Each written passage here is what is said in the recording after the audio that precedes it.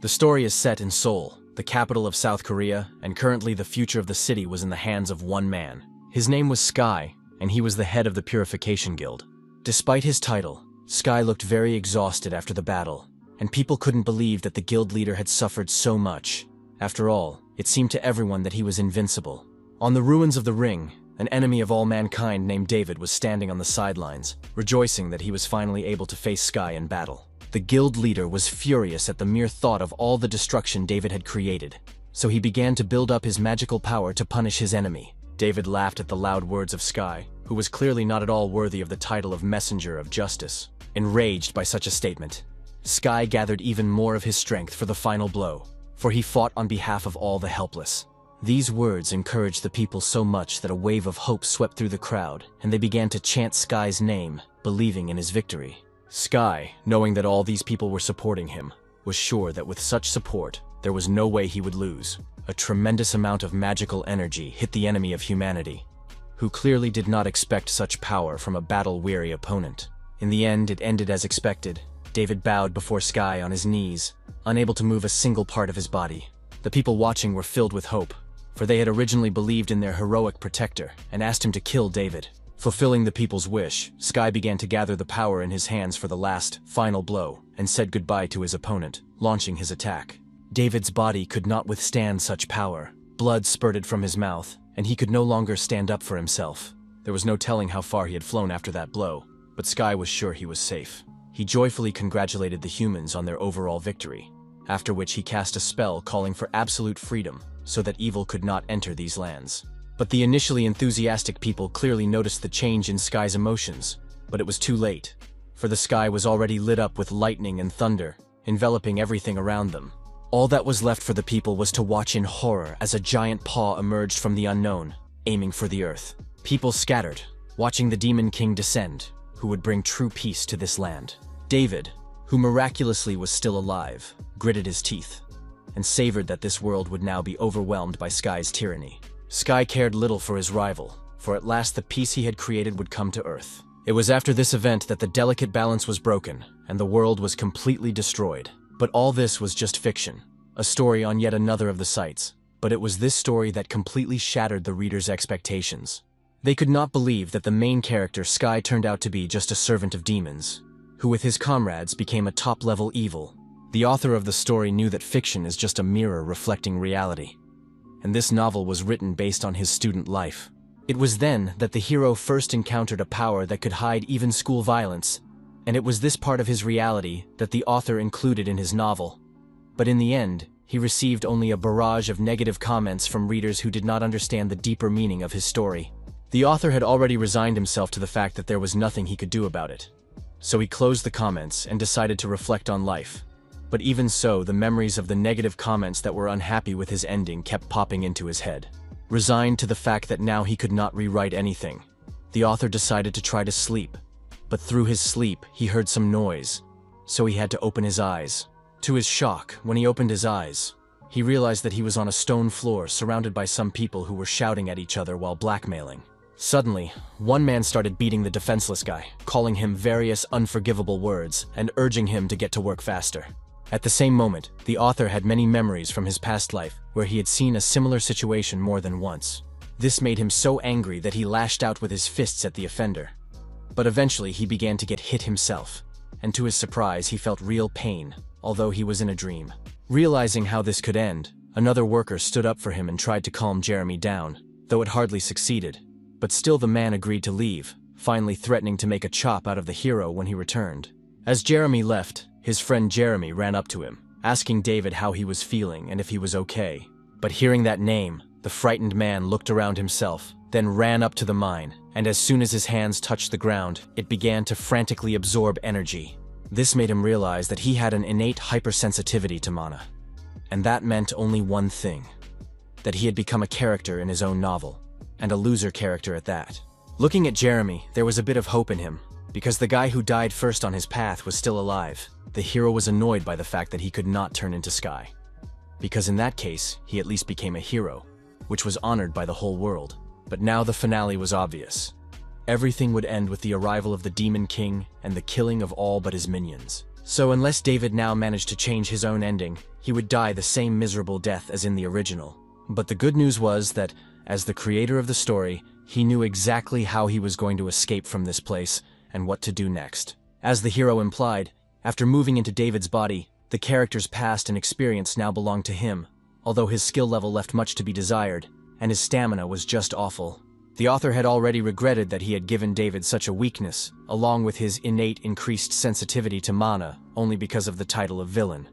But nothing could be changed, so he took the crystal and began to think over a plan of escape.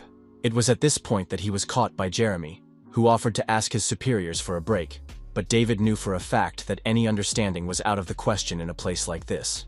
They were all in a detention facility set up by the criminal organization Eclipse, where rookie hunters like David, capable of using mana, worked as slaves to extract mana stones. So David asked Jeremy to go back to work, and not even think about escaping until the guards beat him to a pulp, after which he himself got to work thinking about his new life. Unfortunately, there was nothing David could do now to escape, so he continued to pretend to be a submissive, ordinary laborer to save his life. Thus days passed until David heard the shouting of the guards who were furiously reprimanding one of the captives. Turning around, to his horror, he found Jeremy on his knees. He had tried to escape after all, for which he must be punished to the fullest extent of the place. Before David could react in any way, Jeremy was sliced open with a sword, and his flaccid body fell to the stone floor.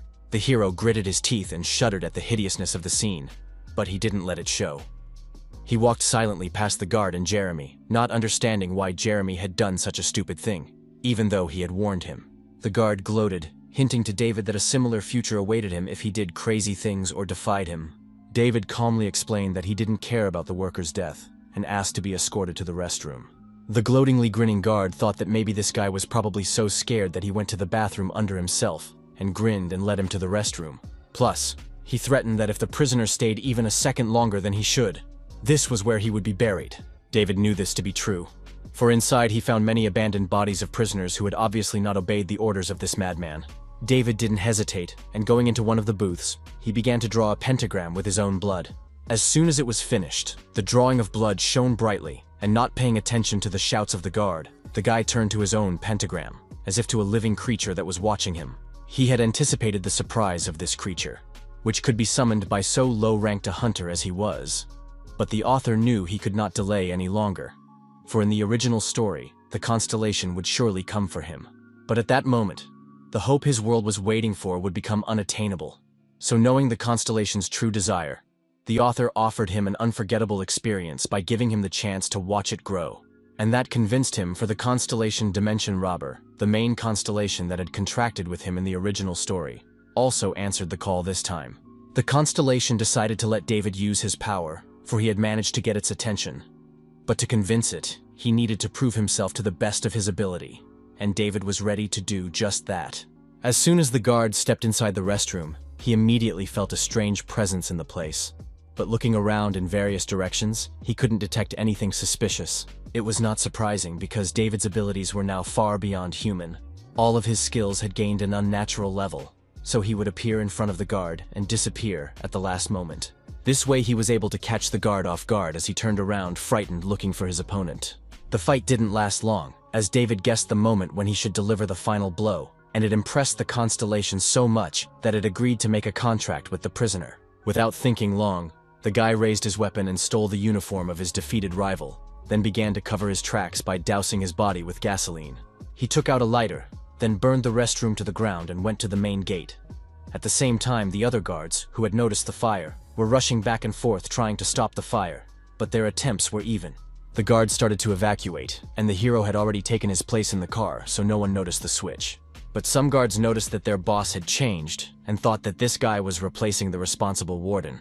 Agreeing, the hero told that their warden went after the escaped prisoner, who climbed over the fence from the northwest side, so David gave them an order to move in the same direction, and the frightened guards immediately started the car, following the order.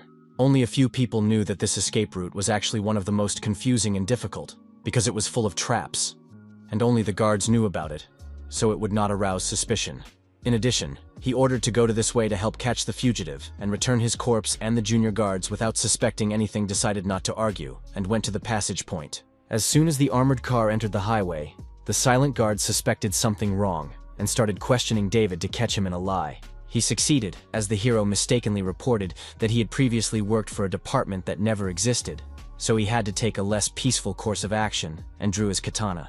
He instantly took the head off the silent guard and proceeded to eliminate the next one. This one had a fire elemental, a very powerful force, and so the guard recklessly thought that he could easily defeat the deceiver.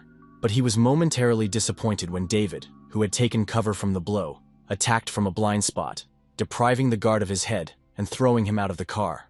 Only then did David's head begin to explode in pain due to his use of massive amounts of mana. He was not even allowed to rest because in the mirrors he saw a patrol chasing him, so he had to urgently jump out of the car to hide away. But not far from the abandoned car, he was already waiting for one of the hunters, who also had a contract with the constellation, so he had a brightly shining red mark above his head. The hero was able to read his power, namely mana tracking, which was what enabled him to find David so quickly.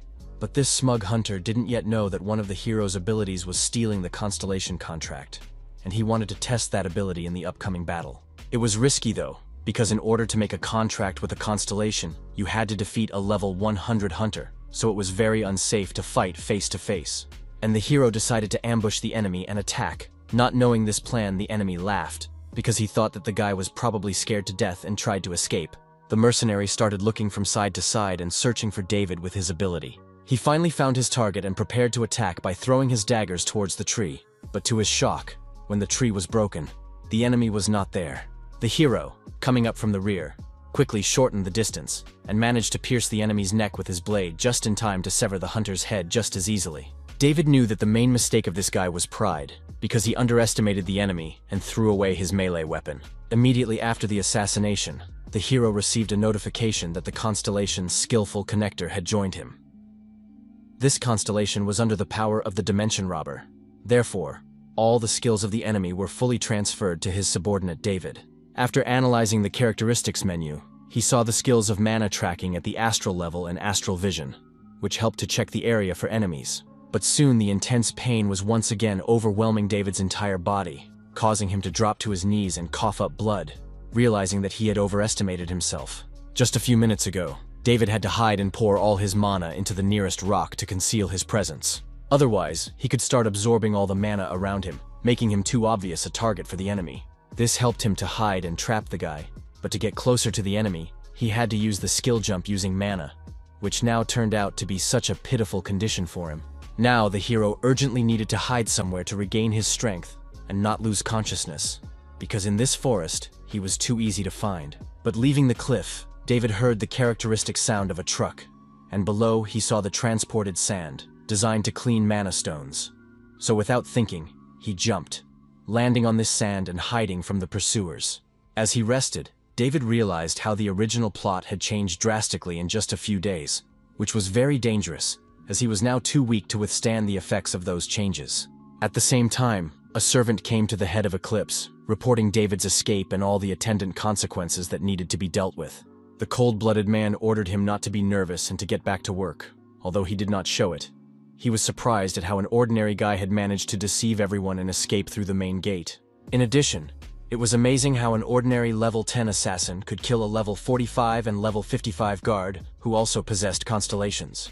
David himself reached the phone booth, where he hastily dialed a number to avoid passing out from lack of mana. Finally, the hero contacted his old friend, who asked for a favor, because he realized that without help he would not survive in the city, where Eclipse is hunting him.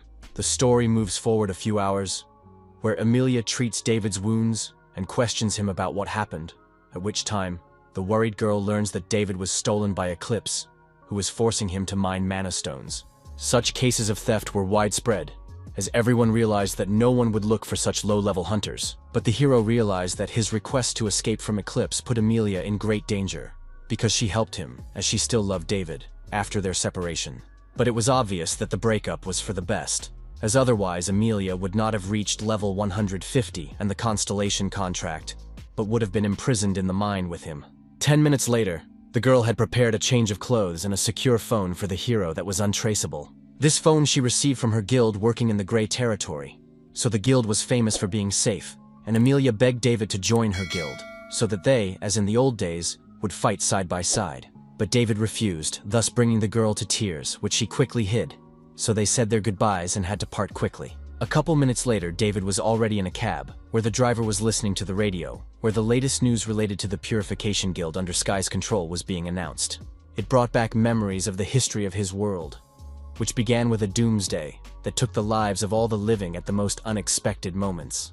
In addition, a huge number of unthinkable monsters from the dungeon appeared in the streets, shrouded in a strange magic unnatural for this world. The only salvation for people were other people who gained power. They were called hunters. But in time, because of the endless battles, the hunters also could not stand it and became mad, and began to kill people in the name of their god. And then they killed for no reason at all. However, at the moment when the world was approaching its logical end, the savior of the world appeared, Sky. He was able to gather helpers, defenders, and healers, and soon founded his own guild, Purification. Now the place where the guild was founded is considered the safest city, where everyone wanted to go. But there were also opponents of the Purification Guild called the White Rose Group. According to the news, the White Rose was considered a terrorist organization. But of course, they were not involved in a terrorist attack, because the terrorist attacks known to everyone were the fault of Sky himself, who wanted to smear the enemy. But David, despite his knowledge, was helpless and could not do anything, because if he now went against Sky and revealed the information that all the terrorist attacks were his fault, he would quickly become enemy number one. And the result was obvious. People would hate him again. Therefore, David decided to join the mercenary group, since any other guild was within reach of the Purification Guild. The best option to hide was to be an independent mercenary, where your master is the mercenary group and no one else. He met a girl named Olivia at a job interview, who offered David a great job gathering information that matched his level. But David refused the offer, wanting to get a serious job right away, for which the best reward is paid. Of course, such statements did not leave Olivia indifferent, and she laughed, considering his statement ridiculous, as excessive boldness to a guy with level 10 obviously did not fit. But when she realized that David's words weren't a joke, Olivia immediately became more serious, thinking that David's statement was mocking her. Looking at the angry expression on her face and the wind magic swirling around her, the author was haunted by a strange sense of anticipation for their battle. For Olivia was a character he had created. Olivia was not just a minor character, but a magician contracted to an above-average constellation, and a character created to face 13 stars, so David needed to gain her trust at all costs. The hero tried to reassure the girl by explaining that he had outstanding skills despite his level, and Olivia agreed to test them. David's task was to dodge her attack and protect his body at all costs. Looking at the burning sphere of energy, David remembered this spell, because he had invented the Mist Tracker skill, which created puppets with the help of fog and allowed him to track the trajectory of anything. It wasn't an attack spell, so David wouldn't be hurt even if he couldn't dodge, but then the test would be an immediate failure. He urged Olivia to attack, and as the spell approached, he skillfully disappeared without leaving a trace behind. Olivia immediately noticed how the guy who had been standing on the ground found himself running along the walls. Though that seemed impossible at level 10, she was amazed at such skillful use of basic assassin skills, for it appeared that David hadn't lied to her about his talents at all. But Olivia was not so simple, so she prepared for the next attack with a skill that was many times stronger than the previous one. But even this attack was nothing for a hero who was capable of teleportation. He quickly changed his position, and once the magic dispelled, Olivia realized that David had disappeared from her sight. At that second, the guy was already behind her back, putting a dagger to her neck and offering Olivia a surrender. With a slight movement, Olivia released herself from his grip and agreed that she could trust the guy with a level 50 assignment. A couple hours later, they were already riding in Olivia's armored car, protected from unwanted attacks. During the conversation, Olivia shared her problems with the people of the Eclipse organization, who were trying to catch the moment to kill her. Just with this was connected with the task that she entrusts to David. He needed to track down one bandit belonging to the Eclipse. The hero's assignment location was in an open dungeon of abandoned ruins, and his target was a level 50 mage. To the assignment, Olivia specified that this man could be eliminated on the spot quite safely. And the reason for that was simple. He had caused too much trouble for the civilians who had died at his hands, so even the National Security Agency would be happy to execute him on the spot. Not wanting to delay, the hero went in search of him. But Olivia warned him that this magician can hide, so it will not be easy to find him, because the territory is very vast. David heeded her advice, but did not reveal his secrets, for he knew that this dungeon would be a great place for his debut as a mercenary. Since this was his story, he was familiar with the dungeon and where to look. Plus, there were a variety of mid-level monsters present here that he could use to level up. To begin with, he started battles with the Monster Kings, but with his quick jump and teleport skills the fight didn't take too long. But there was already an enemy behind him, from which he could get a better item and reward, plus get closer to the mage he needed to eliminate. In return, Olivia promised him access to mop-up dungeons with many final and mid-level bosses. Finally, it was time to fight the dungeon boss, whose level, although it was many times higher. But for David did not seem an impossible task. Without wasting time, the boss began to attack, not realizing that his opponent was quite strong and possessed the power, with the help of which quickly escaped from the attack. Then the final boss decided to confuse the hero by bifurcating himself with the illusion ability. But David already possessed a constellation showing his true shell. After tracking the target, the hero concentrated on it, and with the help of the initial talents of the assassin class, he struck a strong blow, then disappeared again with the help of teleportation. Once behind his back, David caught the enemy by surprise and kicked him in the legs, making him fall to his knees, and then called a blade, which crushed the skull of the monster.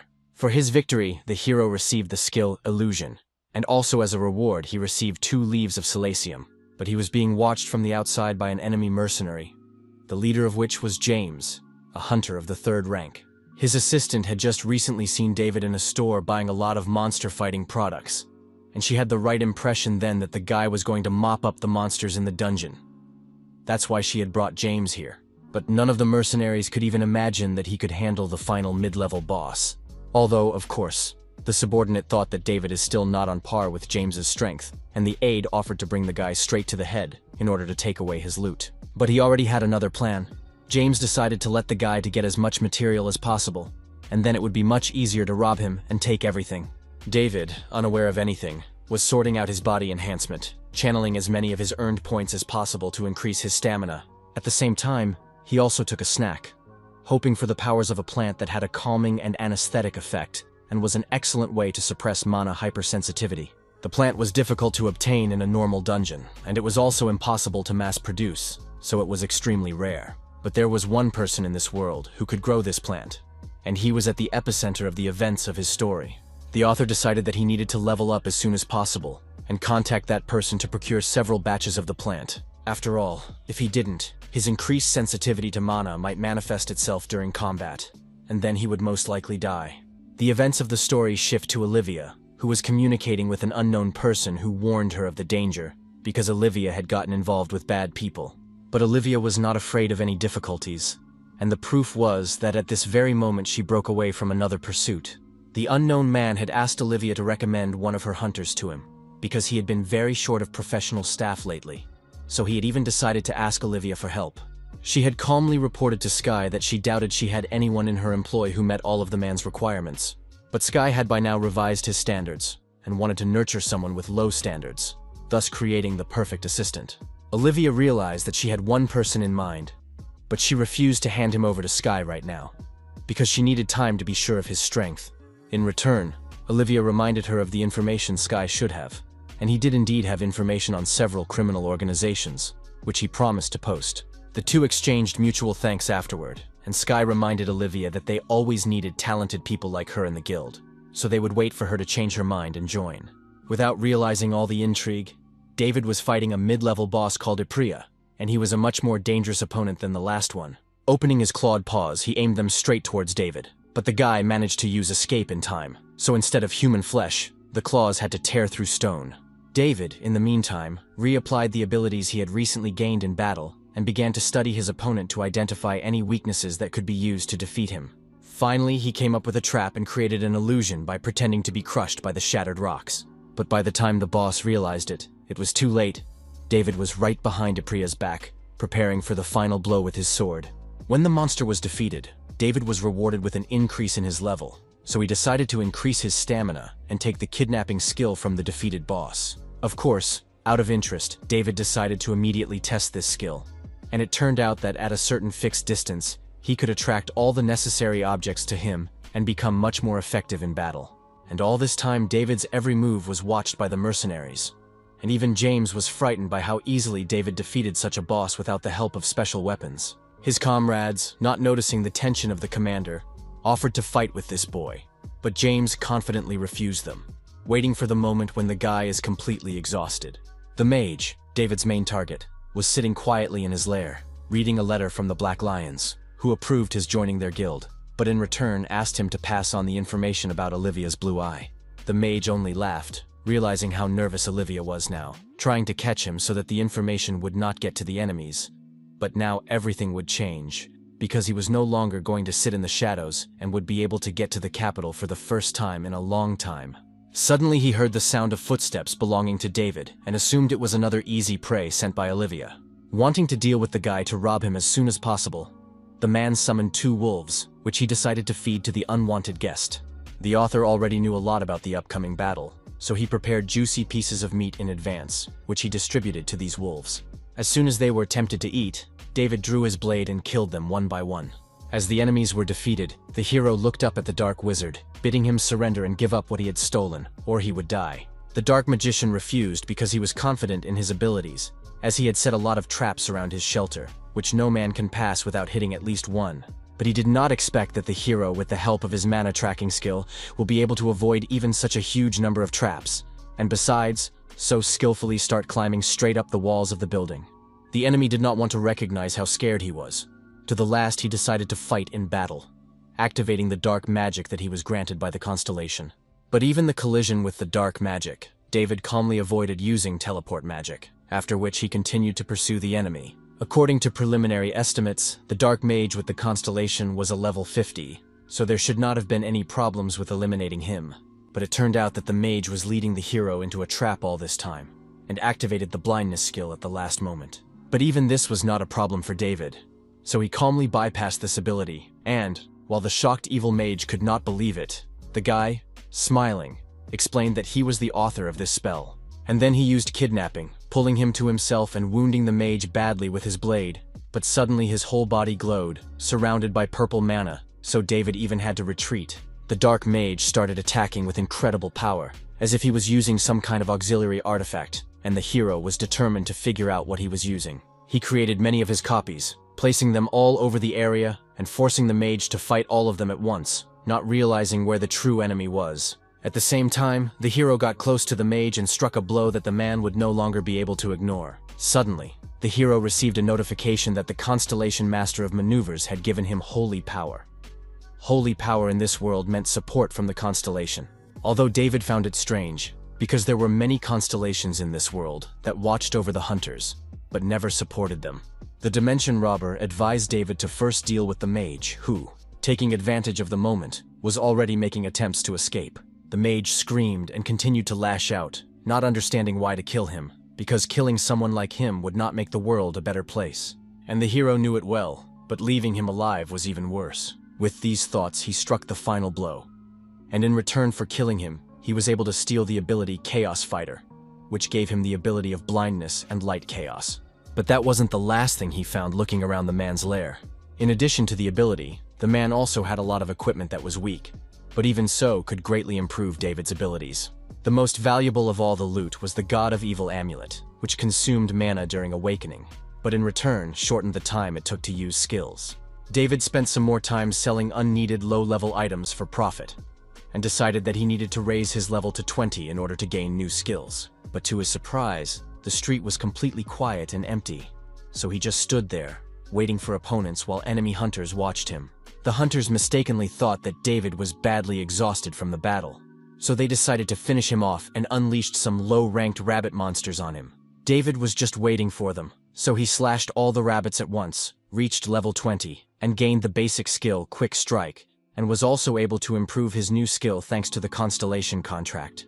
Looking at this rabbit fight, James's assistant tried to dissuade the boss from attacking as the guy handled his prey too easily.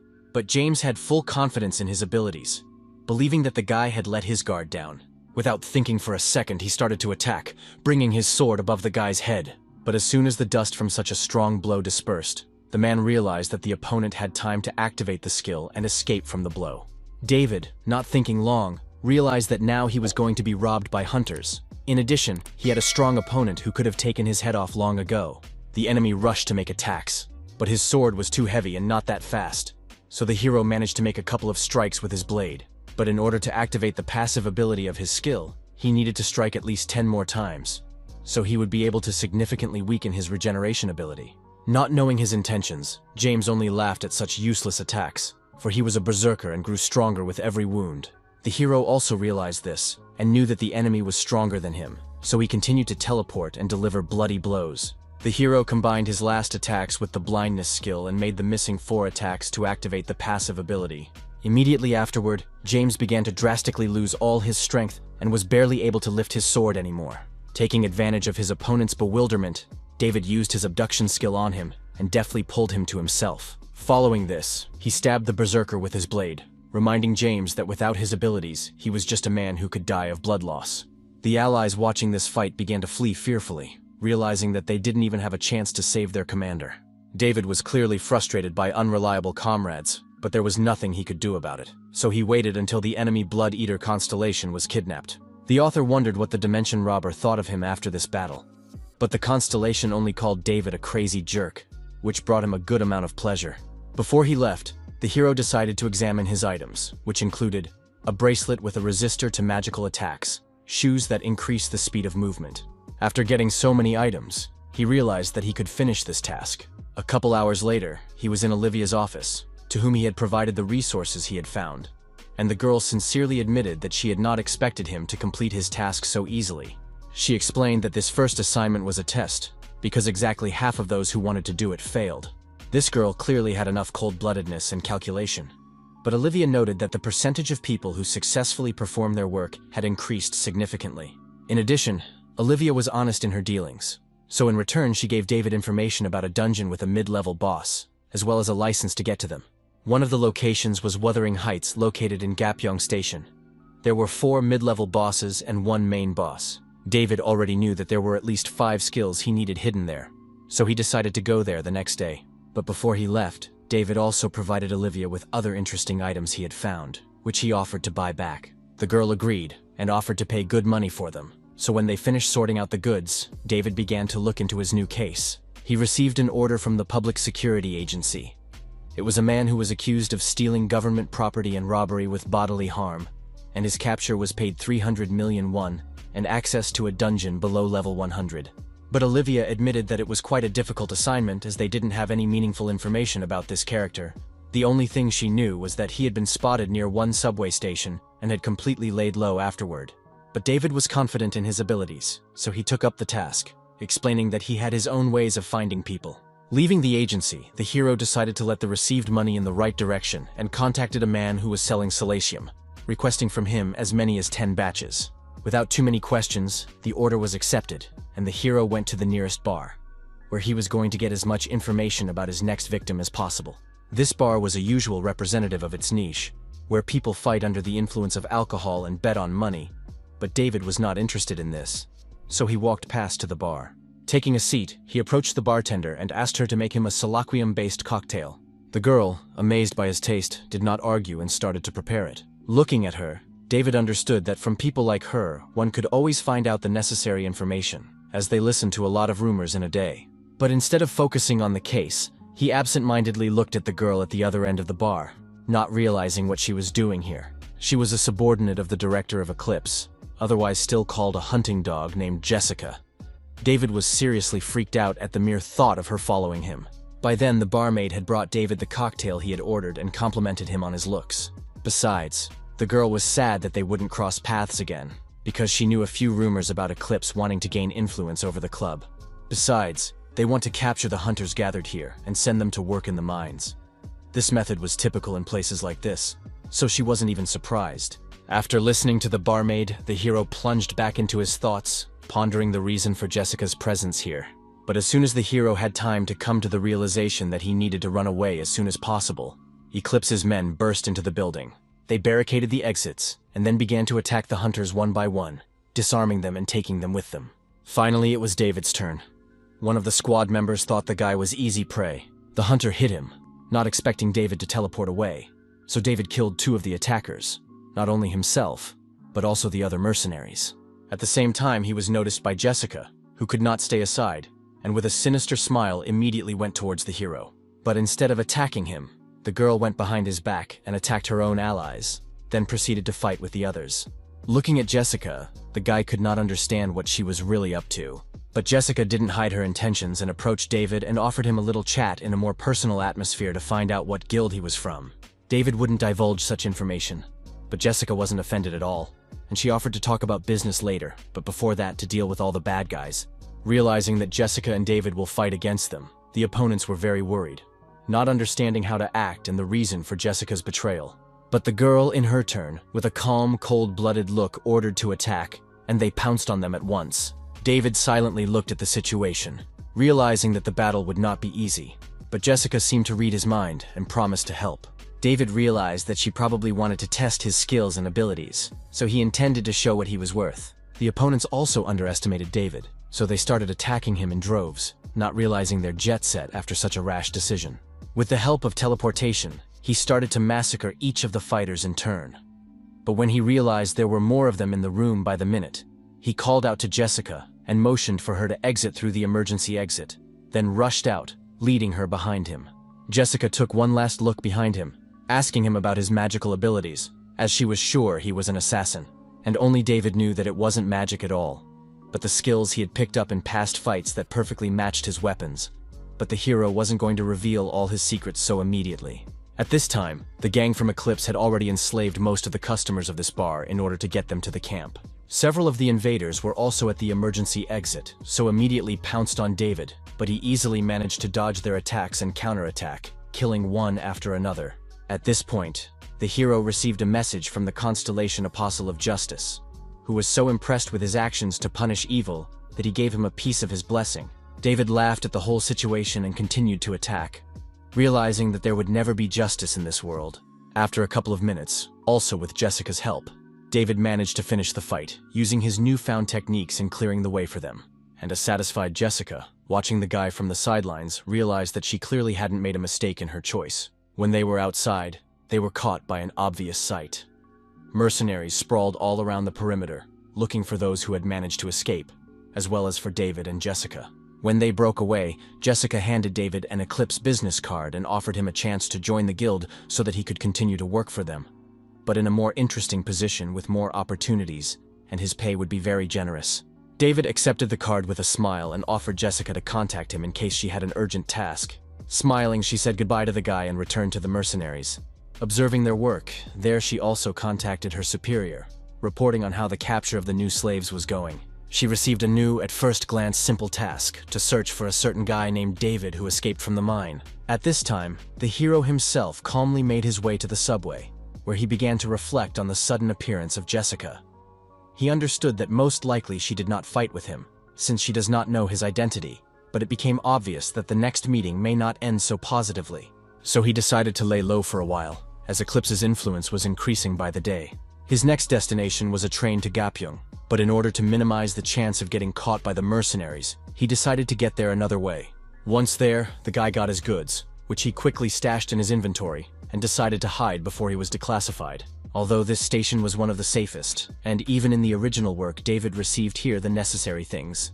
But suddenly, the guy heard some noise, and the confused voice of a man who was talking fearfully on the phone about the shortage of dungeons in Seoul, causing him to have no work. But as soon as he noticed that the hero was eavesdropping on him, he immediately went into hiding.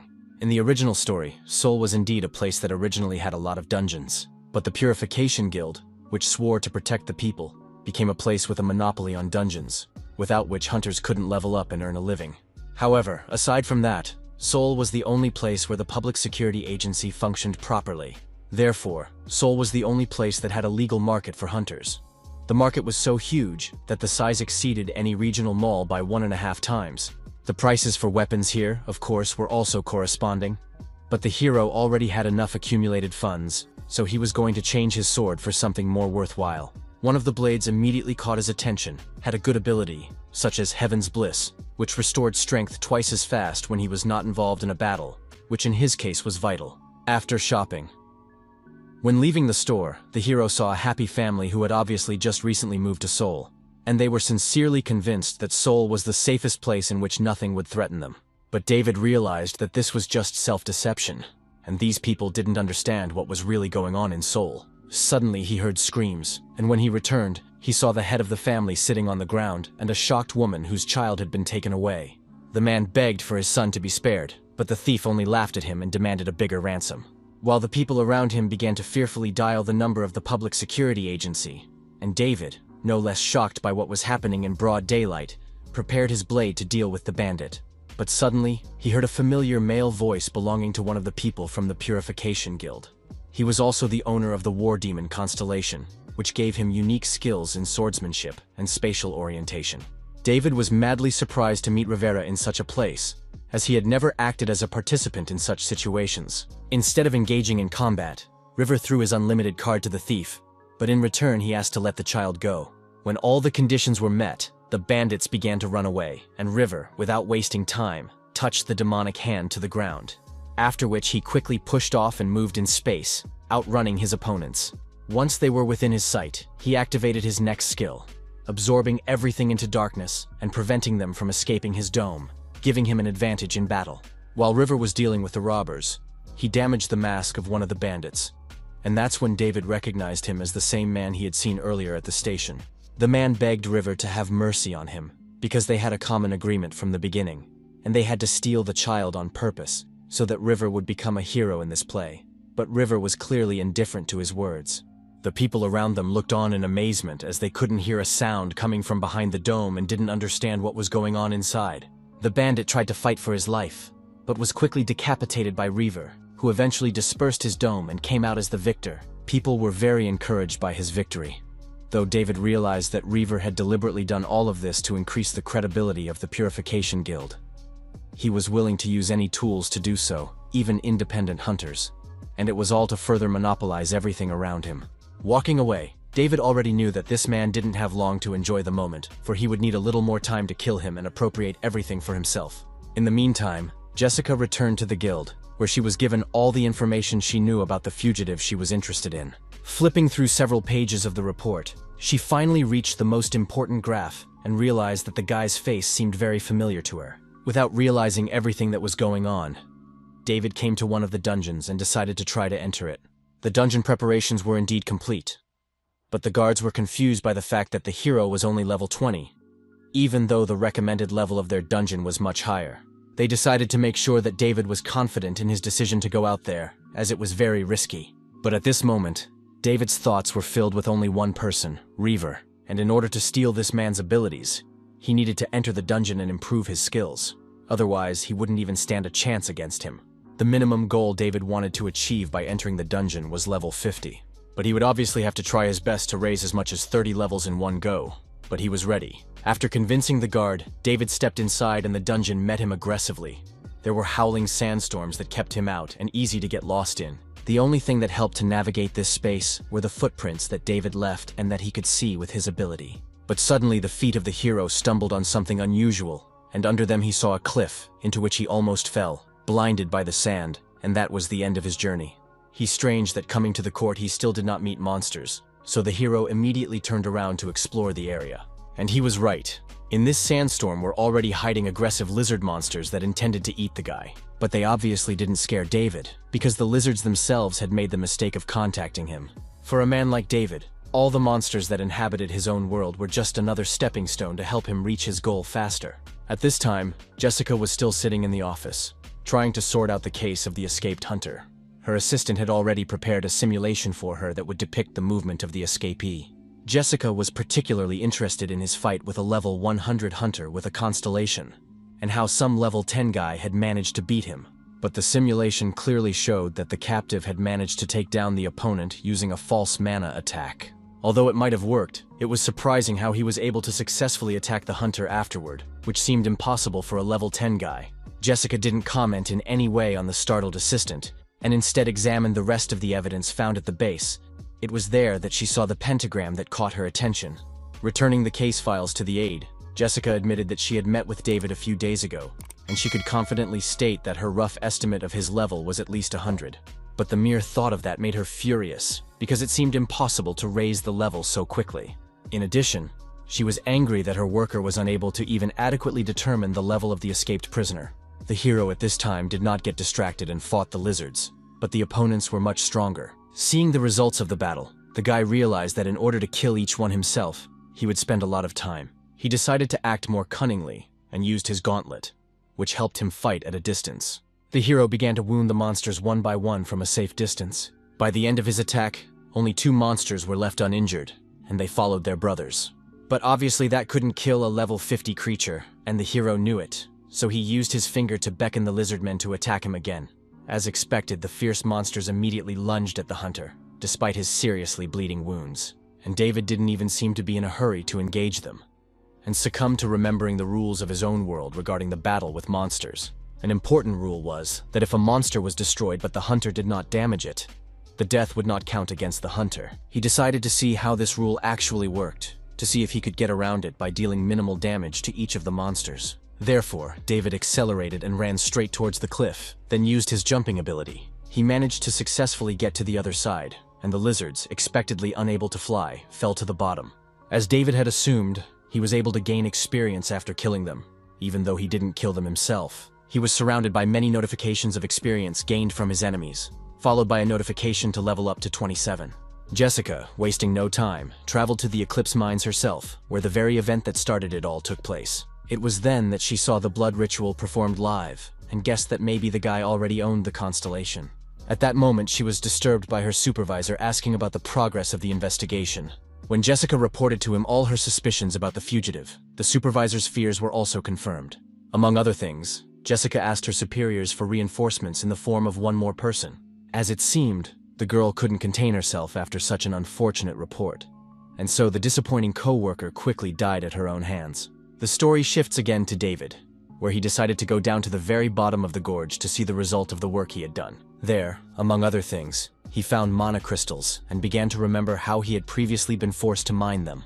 This also led him to think that Jessica must have already guessed that he was the fugitive from the mines. However, even against such a strong enemy, the guy wasn't about to give up. Without giving David a chance to be in his thoughts, a menacing fire monster appeared behind him. The guy seemed to be just waiting for this, so he immediately intercepted his blade and followed towards the monster, smiling contentedly. He probably didn't even realize that at this very moment one of the mercenaries was already watching him from above. Not even 10 minutes later, David had successfully defeated the fire monster, gaining the fire modifier skill. The guy began to read the system's notifications about the improvements that the stolen ability gave him. He could easily give fire properties to any weapon. The mercenary gulped in horror, not understanding how someone of such a low level was able to defeat the boss. It was obvious that this guy was quite good, for he had managed to attract the fireman's attention. After leading him into a trap, by bringing him to an oasis and using his illusion, David made the monster dive into the water himself. This meant only one thing, and the guy clearly had enough combat experience. In addition, he had not typical for low-level players' skills, and this was clearly worthy of attention of the leader. The leader of this mercenary turned out to be Olivia herself, who had set up a surveillance for David. She was embarrassed by the fact that this guy's test results were excellent, and she was worried about the uncertainty of his level. Plus, she didn't want David to get hurt going to such a high-level dungeon, so she asked the mercenary to follow and help in case of danger. And now the mercenary also understood his superior's concern, because David could be compared to an uncut diamond, which was a pity to lose. By the time the mercenary finished his thought, David had already managed to find new opponents, defenders. They were quite rare bosses of medium level. There were 3 bosses in total, and only together they possessed truly destructive power. In addition, these monsters were one of the few that constantly helped each other and hunted in pairs. David was not intimidated by this. He only hoped that the reward from these monsters would be like for 3. For some reason, and not in time, the hero began to remember his last meeting with Olivia, who offered him help in clearing the dungeons. The girl had already recognized his strength, but doubted that he would be able to conquer an entire dungeon alone. But the hero's answer was obvious. He was not going to join anyone because he was a loner, wanting to get everything himself. Now he was acting on the same logic. Pushing all thoughts away, he headed straight for the enemy. He teleported and threw one blow after another, but they were useless against such a defense. Therefore, it was time for another skill, space capture, which he received from the Dark Mage. The hero clearly managed to confuse the enemy, but the victory was still far away, because they were still under the protective barrier. But suddenly the hero noticed a loophole in their design. Most likely the inaccuracy of the armor was caused by panic. David, getting closer to the defenders, decided to use the abduction skill, and eventually he managed to tear the enemy out of the defense. Finding himself one-on-one with the enemy, the defender was clearly confused, so David managed to attack him for the first time. Without wasting any time, he followed up with the rest of their little team. For some reason, this fight clearly gave confidence to his internal position. He would never agree to work in a team, because it was much better to rely only on his own strength and think every step ahead. With the help of teleportation, David got closer to the main monster defender and used his jump to cut off its head.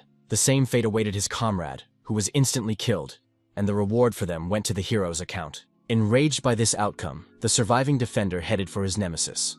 But he didn't take into account the fact that without his comrades, his defense was incomplete, and the hero intended to take advantage of that.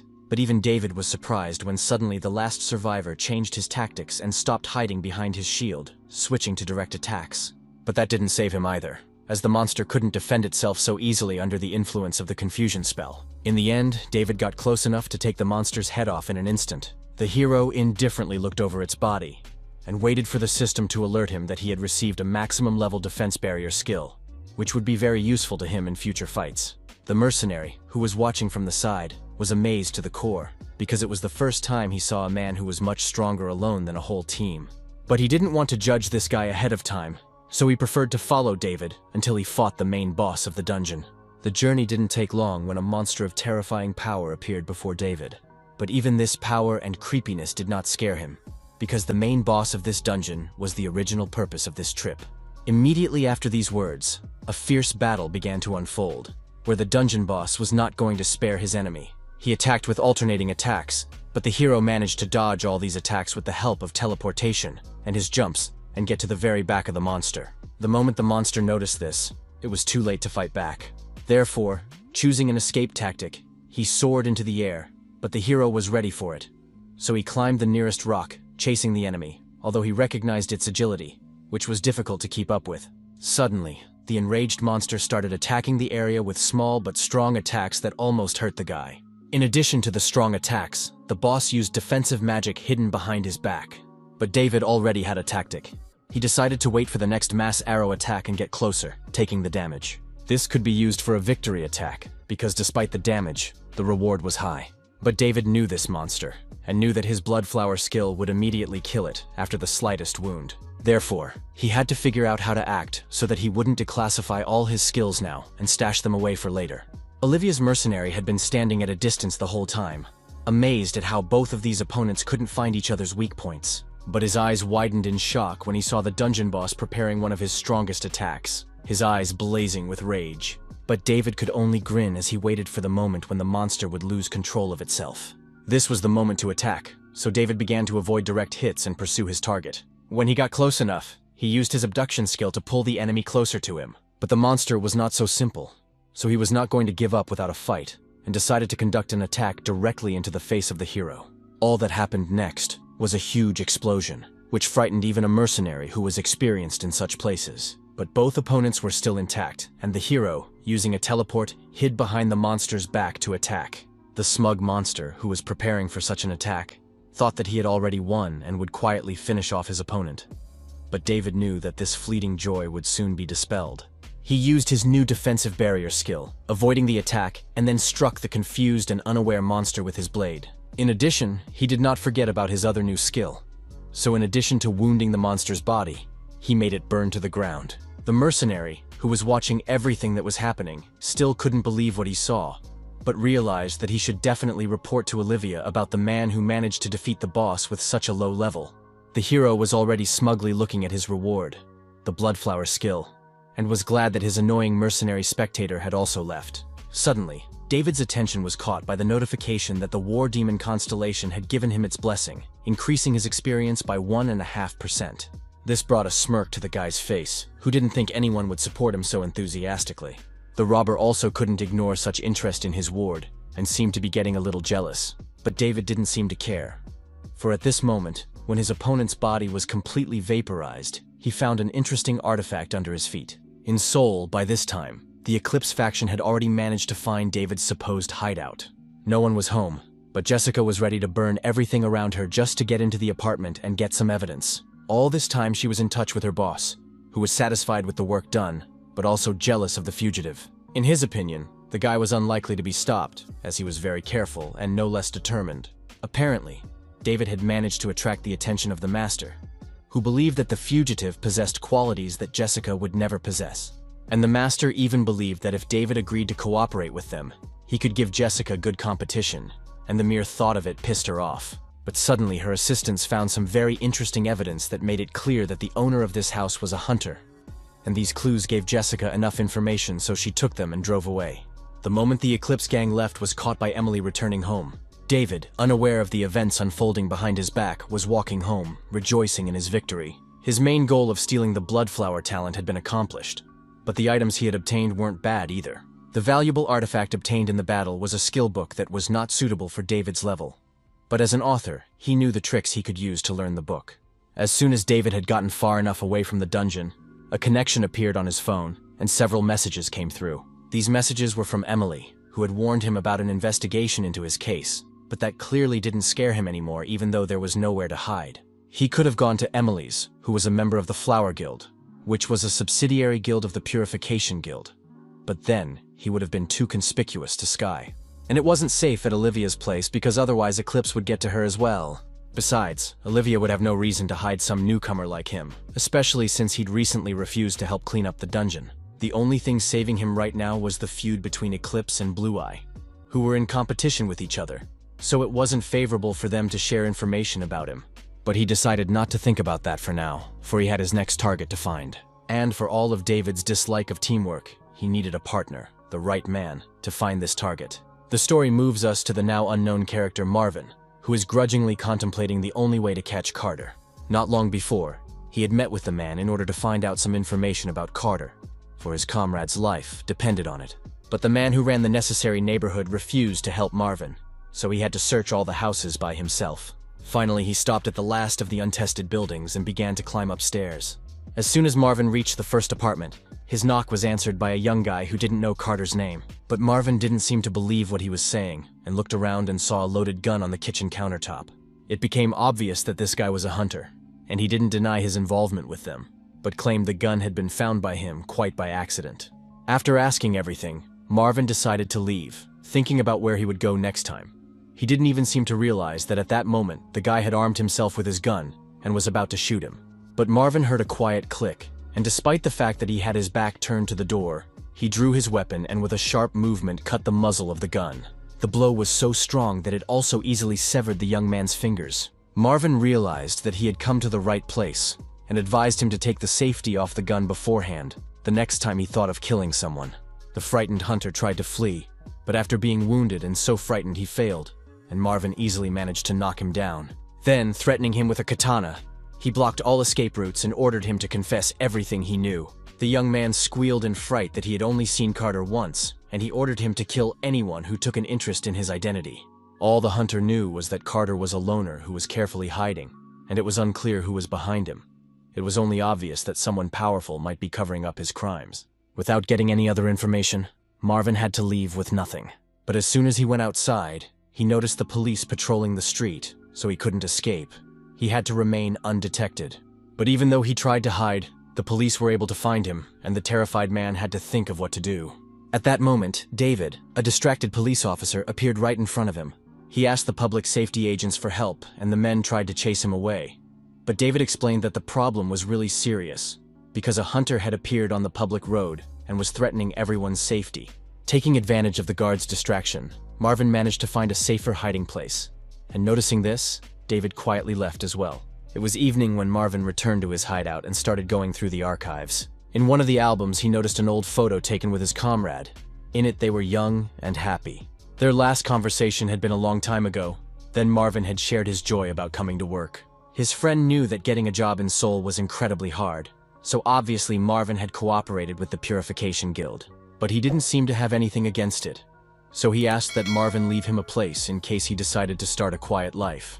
Marvin was distracted from his thoughts by David, who suddenly appeared in his hideout. Marvin recognized him immediately and was surprised that the boy had found his lair so easily. David did not explain himself in any way, but made it clear that he knew a lot about the man, such as his level 362 and his place of employment at the Seoul Metropolitan Police Department. After saying that, Marvin obviously tensed up, because obviously the guy was either looking for information about him or was working in the police force himself. Marvin was very surprised by the news that David actually has little interest in his identity. But he knows the reasons for his interest in Carter and wanted to help, so he offered their cooperation. The story takes us to Olivia's office where she was talking to the assistant she sent to back up David. She had just promised him that she would send him to the head of the Purification Guild, when suddenly they heard a noise outside the door. Jessica burst into the office right after the noise, clearly pleased that she had finally found Olivia. Olivia took one look at the girl and her eyes filled with hatred, and she demanded that she explain herself. Jessica handed Olivia a picture of David and promised that she would leave in peace if she gave her any information about the guy. At the safe house, Marvin questioned David about what he could offer him if he cooperated. Instead of answering, David made it clear that without his help, Marvin would not be able to find the person responsible for his friend's death. After all, even after becoming a member of the Seoul Police Department, he had never been able to get information about Carter, and every time Marvin tried to find anything, he was turned away because the information was under the jurisdiction of another district. Marvin didn't know how to react to someone uncovering his abuse of power, but he admitted that he was practically on Carter's trail, and so he didn't understand why he needed someone else's help. And to convince him, David had to lie that he had a strong patron and a high-ranking person, so much so that even the public safety agency wasn't a problem for him. At this point, all the puzzles over the years of searching for Carter began to fit together in Marvin's mind, but he cared about the details. Then David said that his patron was one of the key figures of the Purification Guild, and this was already very hard for Marvin to believe. David realized that there was no need to pressure the man, so he gave him until 6 p.m. the next day to think about it. In case Marvin showed up at the proposed meeting place, David could prove his honesty to him, and David offered to do his own investigation to make sure. He promised that he could keep his promise to Marvin, but he also needed some help in return. In her office, Olivia continued to stare at David's file in shock, amazed that the guy had kept his real name from her. It amazed her how much Eclipse was interested in him that he'd even decided to send Jessica to her. Olivia lied that she had nothing to do with the man, but Jessica didn't believe it, because she had already checked all the information and knew for sure that they knew each other. Olivia had no choice but to admit that the guy came to her for work. But they could not cooperate, because he was not satisfied with the conditions. After these words, Olivia stopped being so friendly and ordered Jessica to leave before this meeting ended in a serious fight. Eclipse's henchwoman was clearly pissed off by Olivia's behavior, so she warned that the girl would be punished if Jessica found out about the lie, after which she quickly disappeared out the door. Immediately after leaving, Olivia ordered the mercenary to follow Jessica to see where she was going to go. If she knew information about such a crazy lady, it would help her to establish a relationship with Sky. Carter was quietly walking around in the dark alley, gloating about the fact that no one had been able to find him for so long. But he did not expect that at that moment David, who had reproached Carter for his carelessness, was lurking around the corner. As soon as the man turned toward him, David was immediately able to recognize his abilities, a malicious constellation that allowed him to hide in the dark. Carter tried not to give it away, but his shock at seeing David was obvious, and he tried to lie that David was mistaken to buy time and activate his skill. He succeeded in doing so. He blinded his opponent and then turned into a shadow and began to flee from the room, and David was genuinely amazed at such an interesting ability. Having moved away to a safe distance, Carter began to think up a plan of action. He realized that if the guy had already found out about his skills and his hiding place, he was a huge danger. Without thinking long, he started throwing his daggers, hiding them in the darkness, not realizing that such attacks were useless against the enemy. Jessica didn't waste any time either and started torturing random people in order to find out about David. As soon as she realized that the victim was useless, she killed one after another without thinking. After another murder, she remembered their private meeting, and she was angry at the mere thought that David had originally known about her identity, but had behaved so impertinently. Besides, she needed to find him right away, because she couldn't let down a master who already saw David as a rival for her. She was angry at the mere thought that she had to find and bring this guy back alive, even though he was her enemy. So Jessica decided to lie to her master, pretending to have killed David by mistake during his resistance. David was standing quietly in Carter's hideout at this time, studying his abilities. Obviously, the attacks couldn't do him any harm, but they riddled Carter himself, who didn't expect a person from the assassin class to have a shield. But he decided that he would attack even harder in order to eventually break through that defense. When David got tired of inaction, he avoided the next attacks with a slight movement, then calmly walked towards Carter. The frightened man had by now recognized his enemy's ability to avoid so many ranged attacks, so he decided to change his tactics. But Carter had no way of foreseeing that David also had a kidnapping skill. With this skill, David drew Carter to him and had already prepared his blade to pierce the enemy. But instead of killing him on the spot, he gave him a bloody stab, leaving him conscious and alive. After that, he even decided to explain how he was able to catch him. The reason was because he had purposely left traces of mana in places that Carter could interact with. And once the man stepped on any of the marked objects, it also became visible to David himself, so he was easily able to pick up on his every move. The frightened and injured man realized that he had no chance of winning. so he wanted to escape. David also anticipated this, so he used the blood flower ability, making Carter scream in pain.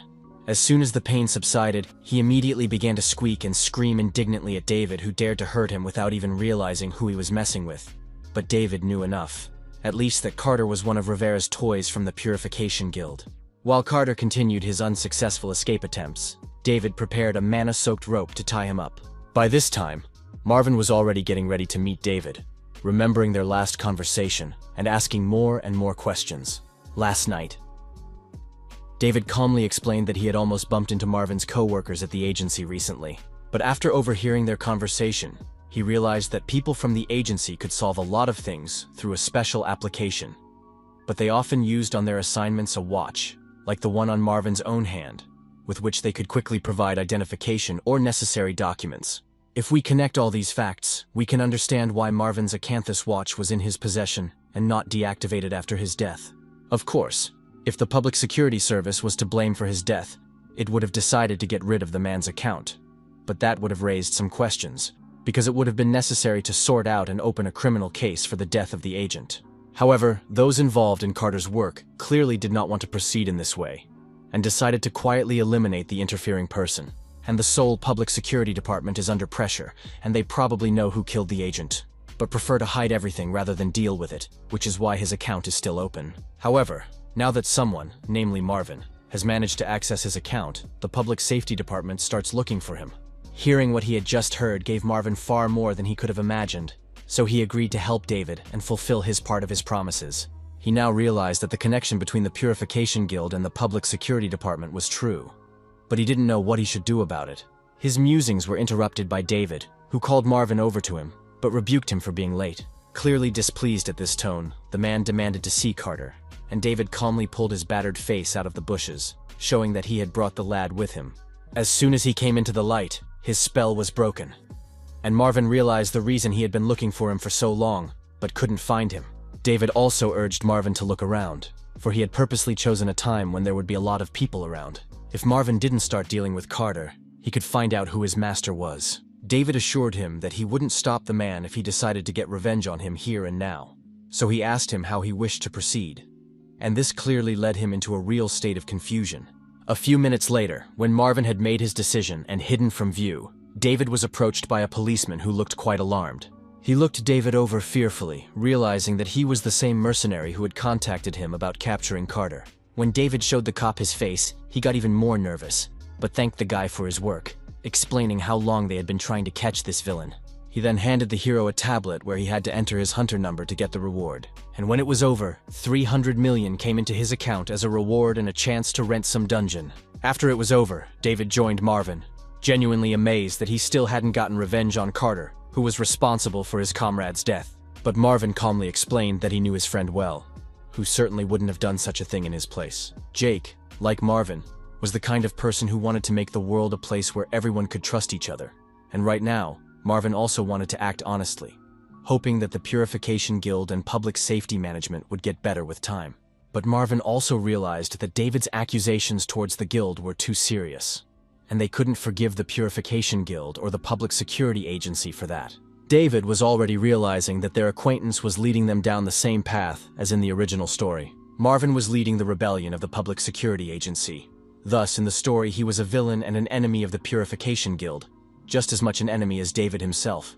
But this time, while helping Marvin, the guy made sure to leave no traces and to keep himself safe for a while longer. David was distracted from his thoughts by a disgruntled Marvin, who resented the fact that the boy had not refused the reward for catching Carter. It was obvious to David that he wasn't here for charity, but there was a much bigger reward ahead of him. And right now, that reward was grudgingly looking over the reports of Carter's capture. His police handyman explained that they had sent the man to the hospital because of his terrible condition. But Rivera didn't care about that anymore, since Carter was now useless. But he was torn with rage, and he wanted to know the name of the man who had done something like this. The agent immediately checked his phone, where he got the registration number of this hunter, but was startled to realize that all the data about him had suddenly disappeared. Disappeared not only on his device, but was deleted in other databases of the public security system.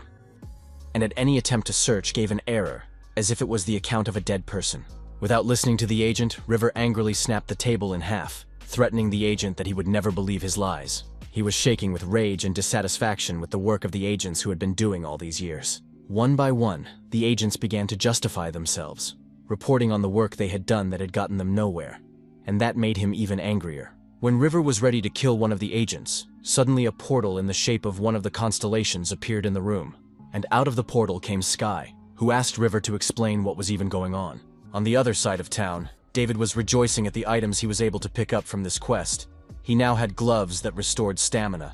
Marvin was still not far from him, and after thinking for a moment, he decided to ask the guy why he decided to help him get revenge. David, without thinking long, revealed his intention to attack the Purification Guild and make Marvin an ally. Upon hearing such grandiose plans, Marvin laughed, thinking that David was acting like the main character in a story. And the author was clearly surprised by this, because the role of the protagonist always belonged to someone else. And against the background of the perfect Sky, David became more and more sinister, like his shadow. But David was no longer bothered by this. And after saying goodbye to Marvin, he decided that he was able to change his fate and stop being the shadow of a fake hero, thus achieving the development of the plot, which he wanted. The events of the story continue in Rivera's office right after the appearance of Sky, who made all the employees glow with joy. But Sky, smiling angelically, hypnotized the employees, chasing them away from the office to talk to Rivera in peace. When they were finally alone, he began questioning the man about what had happened. The man admitted that the tool he'd been using had broken, and someone had done it on purpose, which pissed him off.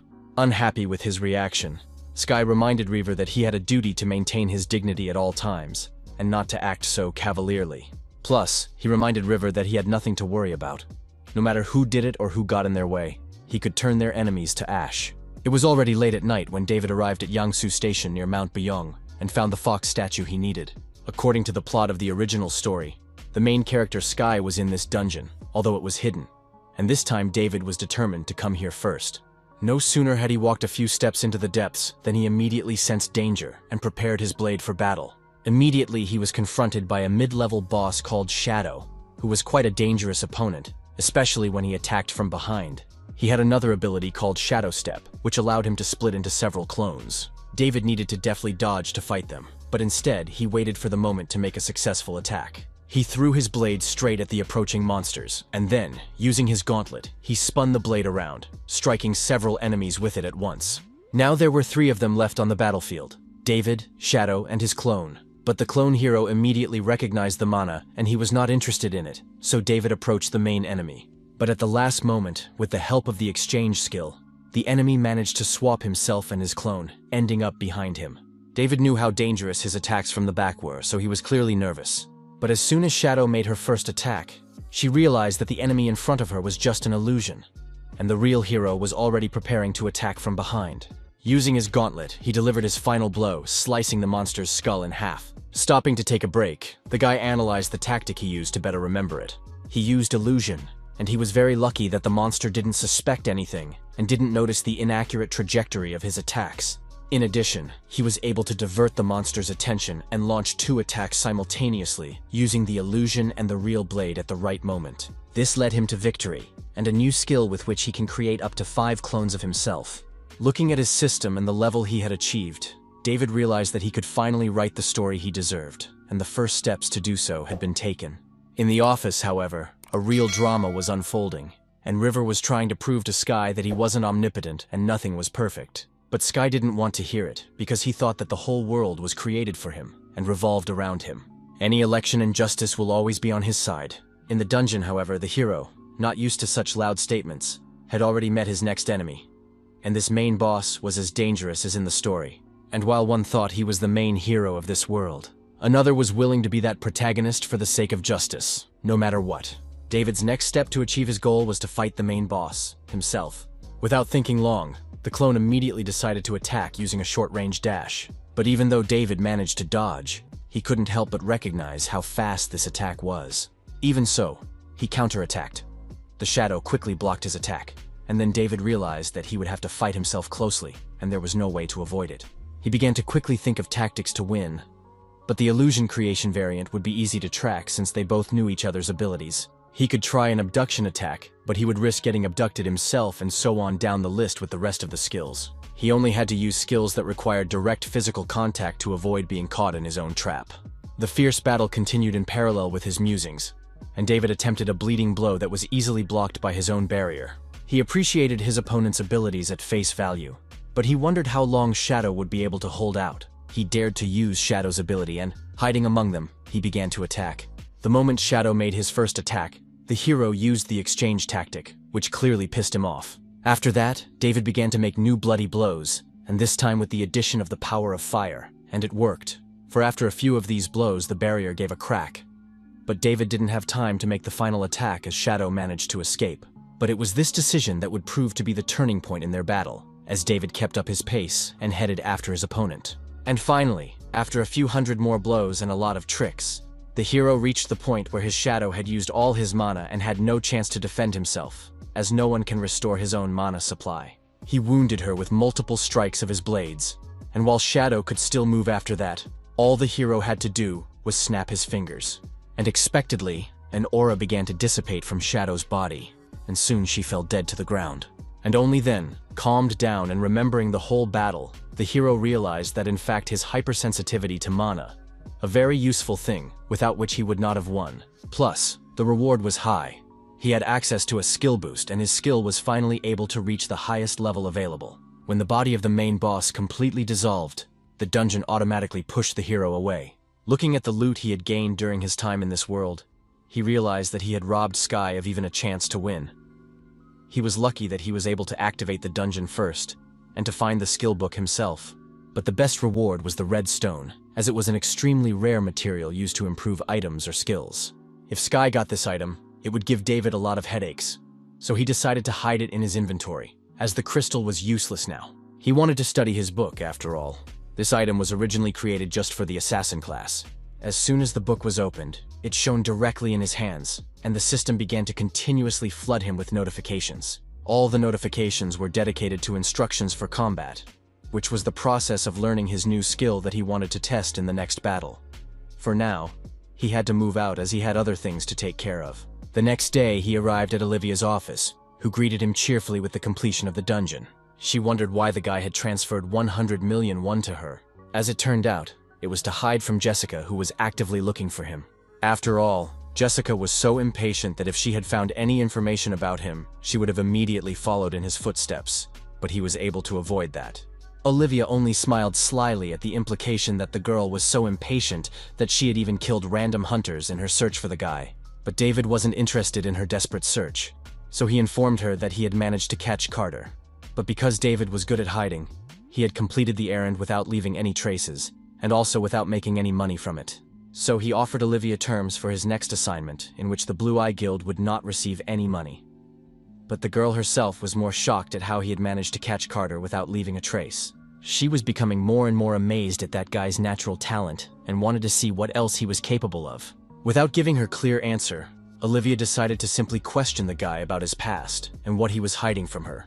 Plus, given that she'd learned his real name from Jessica, revealing his identity clearly didn't bode well, so David asked to continue using his alias. Without further questioning, Olivia agreed, and provided the guy with several folders of assignments available to him. One assignment was different from all the others in that here it was directly the client himself who had to bring David up to speed, as he wanted to assess his skills personally. This client was a girl named Katrina, who greeted her assistant with joy and hoped that he would meet her expectations, and David, grinning, promised that he would not let her down. An armored bus, protected from all sides, was waiting near them, and hunters wielding magic bullets stood around the bus. The price of this security service was incredibly high, but the safety was guaranteed. After entering the bus, the hero was finally able to relax, but no sooner had he fallen asleep than he heard strange voices. It seemed that someone was whispering about some suspicious things, and so David began to suspect the guards of treason. Katrina was also watching his reaction carefully, as if expecting something, and she was right, because the guy immediately drew his sword and began to watch carefully what was happening behind his back, and listened carefully to every step. Finally, one of the guards came up to him and pointed his gun straight at his head and prepared to shoot. But when the shot rang out, David was no longer there, as he was already behind his opponent's back, having traveled by teleportation. The retaliatory blow with the blade was followed by the use of the skill he had learned. Attacks made from the back did 33% more damage than normal attacks. The noise was also heard by the other guards, as well as the people who were sitting in the bus. So they all prepared their weapons for battle and started attacking at once. But David turned his attention to the man who was sitting behind and looked most disinterested. Looking over him, the guy noticed that he also had a constellation that gave him an increase to his recovery speed when he listened to music. Katrina also prepared to attack, but David stopped her and told her to hide somewhere so that she wouldn't get hurt, since he himself was capable of defeating these people. Katrina seemed to like it even more, because she wanted to see how David acted in battle, so she agreed to hide. Right after that, he used the blindness and chaos skill on his opponents, taking them by surprise. Using the division skill he had obtained from the boss fight, he divided himself into 5 spears that scattered across the field to confuse the enemy. Both the guards and the others present immediately thought that the guy was quite strong, but they had no intention of giving up. When the guard thought he was close to victory, as the spell cast on him was dispelled, it was too late, for the hero wounded him at the last moment. His next opponents were passengers who were not so well trained, so they were much easier to deal with. But by this point, the guy with the constellation also lost his temper and pulled out a weapon, firing several shots that raised a lot of dust and blinded the rest of the allies. But it was enough for the hero to move to another point and get close enough to him from the back to land a few blows. The man appreciated this style of fighting and promised that he would definitely repay David for the audacity with which he fought him.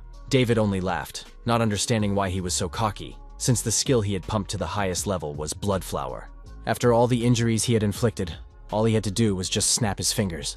Immediately, all the enemies began to look around in horror at their wounds, which seemed to be burning with fire. When the skill reached its maximum strength, there was nothing left of them but charred bodies, which one by one began to fall to the ground. Only the guy with the constellation survived, because listening to music made him recover faster than the others, so he wasn't hurt. And besides, he even tried to attack David, taking advantage of the moment, but David threw him to the other end of the bus, where he was waiting for him to deliver the final blow. When the battle was over, a satisfied Katrina came out of her hiding place, and after assessing the situation, accepted David into the team, as he had passed the exam at the highest level.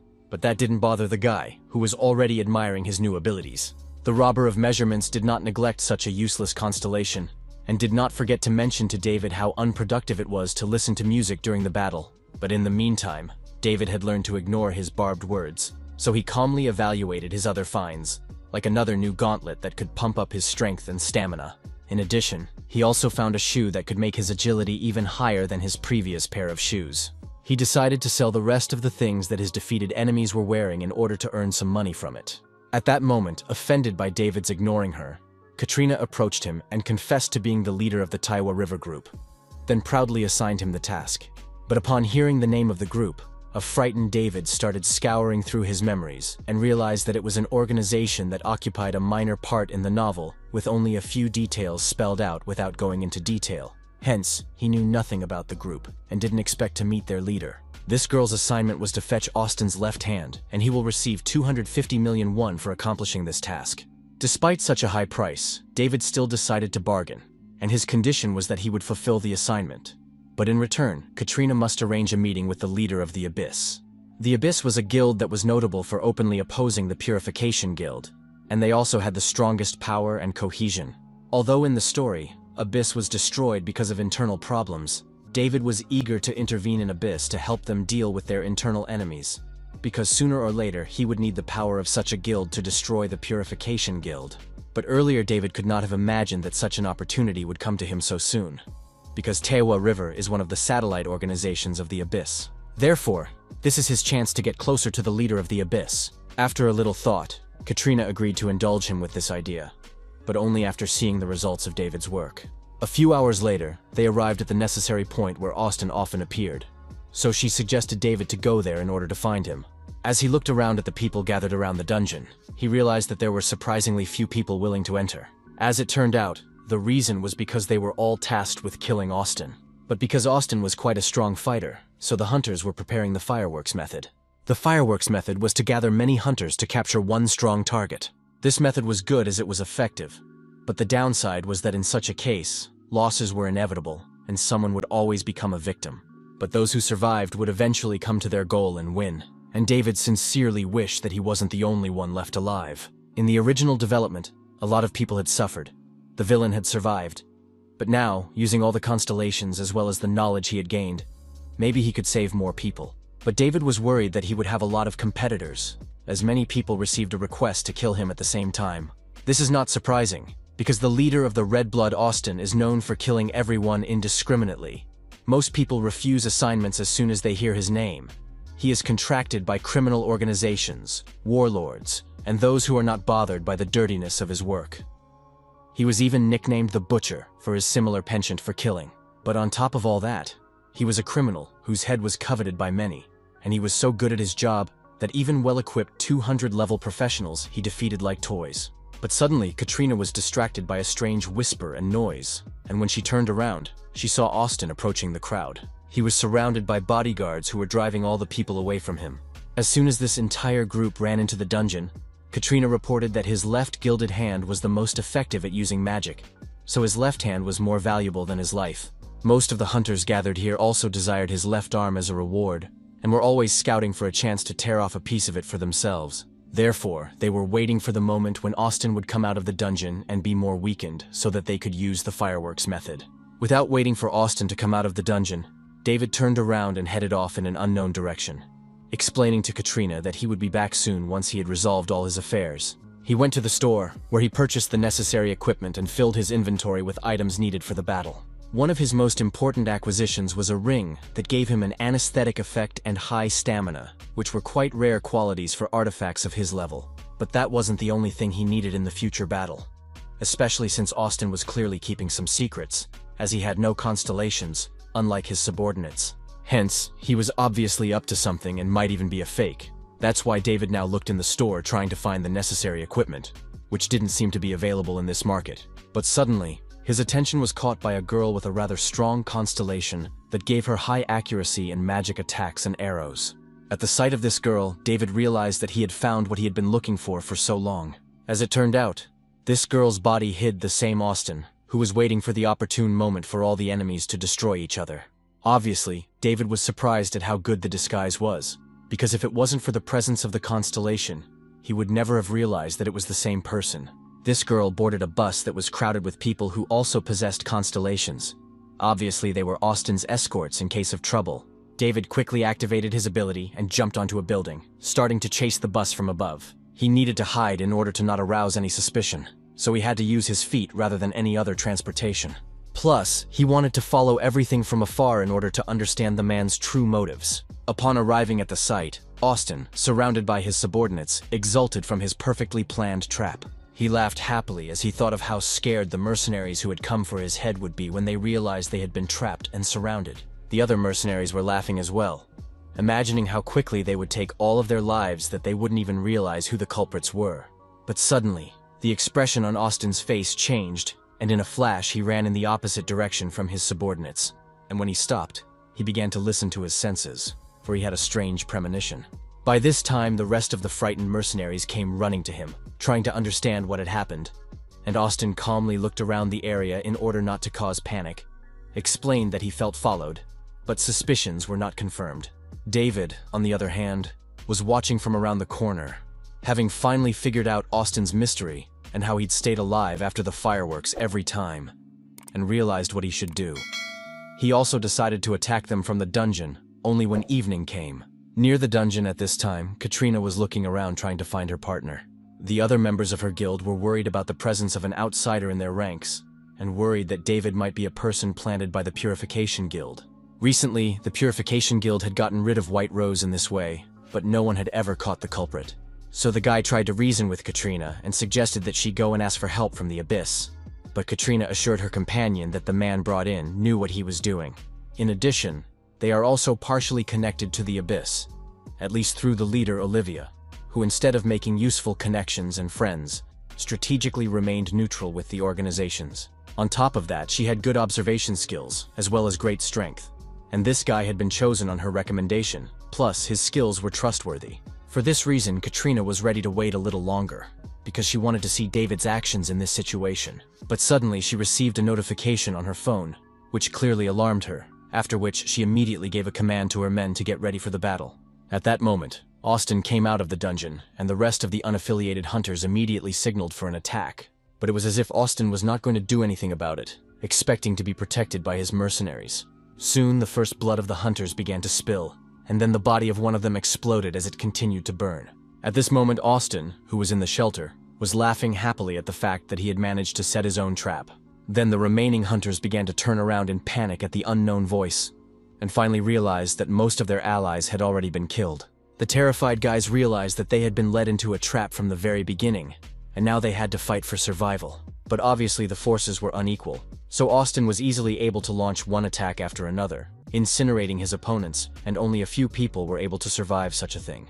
Austin himself, who was not present in the battle, watched the scene from a distance, taking magic shots and enjoying the spectacle he had created. But behind his back, David was already lurking, quite observing what was happening, and realizing that, as long as he wasn't exposed, he had a solid advantage. To begin with, he assessed Austin's abilities in order to accurately strategize, and made sure that the enemy's arrow skills were very impressive indeed.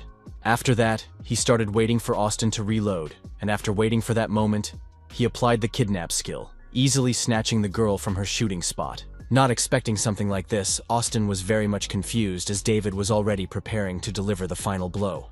A serious battle ensued, but the opponent wasn't an easy one either, and disappeared right before David's attack. He recognized the skill as a short-distance jump, and realized that the girl was now most likely behind his back. Quickly locating his target, David activated a dash, sharply reduced the distance between them and applied a bleeding lunge, followed by a few more strikes with his dagger. The enraged opponent responded with a direct shot to David's face, and in a moment, the entire building burst into flames due to the incredible power of this attack. At the end of the maneuver, only Austin was left on the battlefield, who thought he had already won. But in fact, David had teleported at the last moment to wait out the raging flames, and now he calmly stepped out, looked at his enemy, and snapped his fingers, applying the bleeding skill. The blood from the wound began to gush with even more force.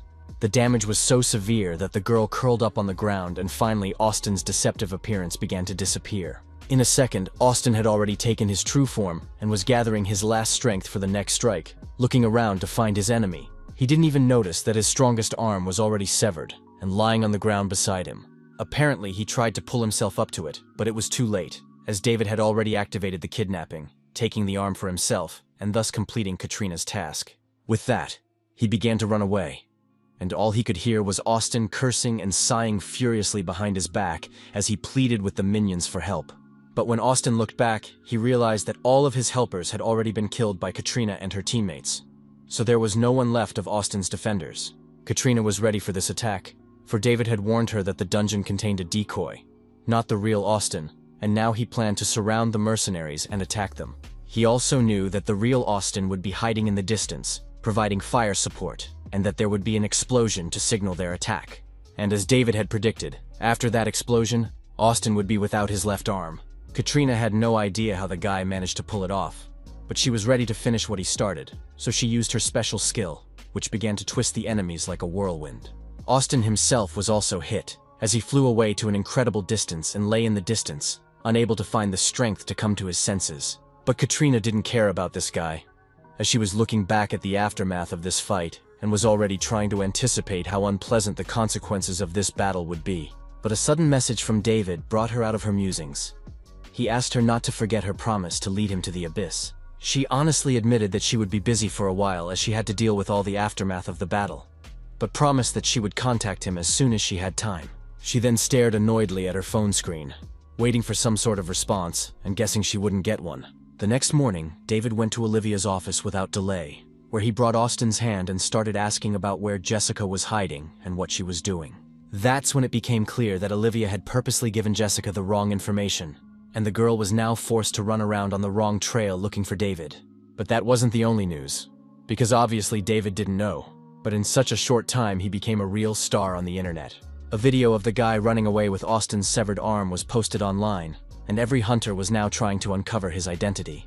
The plot was now starting to diverge too much from the original story, and it wasn't just about Austin, which meant that Sky might now be interested in him as well, so he should have been more careful. Without guessing his thoughts, Olivia asked if the guy would continue to cooperate with her. But obviously, he couldn't make her that promise, since he would definitely leave if he got a better offer. Olivia didn't expect any other answer, so she moved on to the new assignment of catching the killer. He was a very unpleasant type who attacked mostly miners, and the secret place where he was always hiding was Ground Zero. There was no other information about him, but even that was enough, because David knew what to do and where to find this man. But this time he intended to be well prepared before going on the mission. Evening came as Sky sat quietly watching the latest news on his television. He was so interested in David that he had ordered the strategic squad itself to gather all the information about Austin's defeat in order to find the hunter who had managed to cut off his arm. The next morning, David had already traveled to the Peace Guild, where he was taken to the head of the dungeon management team. A very arrogant guy chased David away, as their company didn't give out dungeon licenses to outsiders they were meeting for the first time. But David was serious and offered to pay 100 million just to enter the dungeon once. The man was so surprised by the amount that he immediately started treating David as a welcome guest, inviting him into the dungeon, which everyone around him considered useless and unprofitable. David also knew that the leader probably thought he was a real idiot to be willing to pay such an amount of money for this dungeon. But he could get much more from this dungeon. Inside, a battle with various medium to high-level monsters was already habitually awaiting him. In the short time he spent inside, he was able to raise his level to level 37, which helped him increase his stamina level. After winning, he wandered around for a while longer before he found the main boss, Balthman. The wolf was clearly not in the mood, so he ordered the so-weak boy to get away or he would be in trouble. But David began to attack, and the wolf, with the help of skill, began to create fire streams appearing straight from the ground. Having managed to hide from them, the guy created his clones to mislead the enemy and began to creep closer. The wolf, at this point, directed a pillar of fire at David's shadow, thus turning it into a feeding energy for himself. But since David knew of this ability of his, he had prepared something special for this opponent. A skill book that would finally be able to prove its usefulness in this battle. Creating many of his shadows again, David threw the skill book straight into the wolf's flames, letting him feel the power of this book, which surely had a mind-blowing flavor.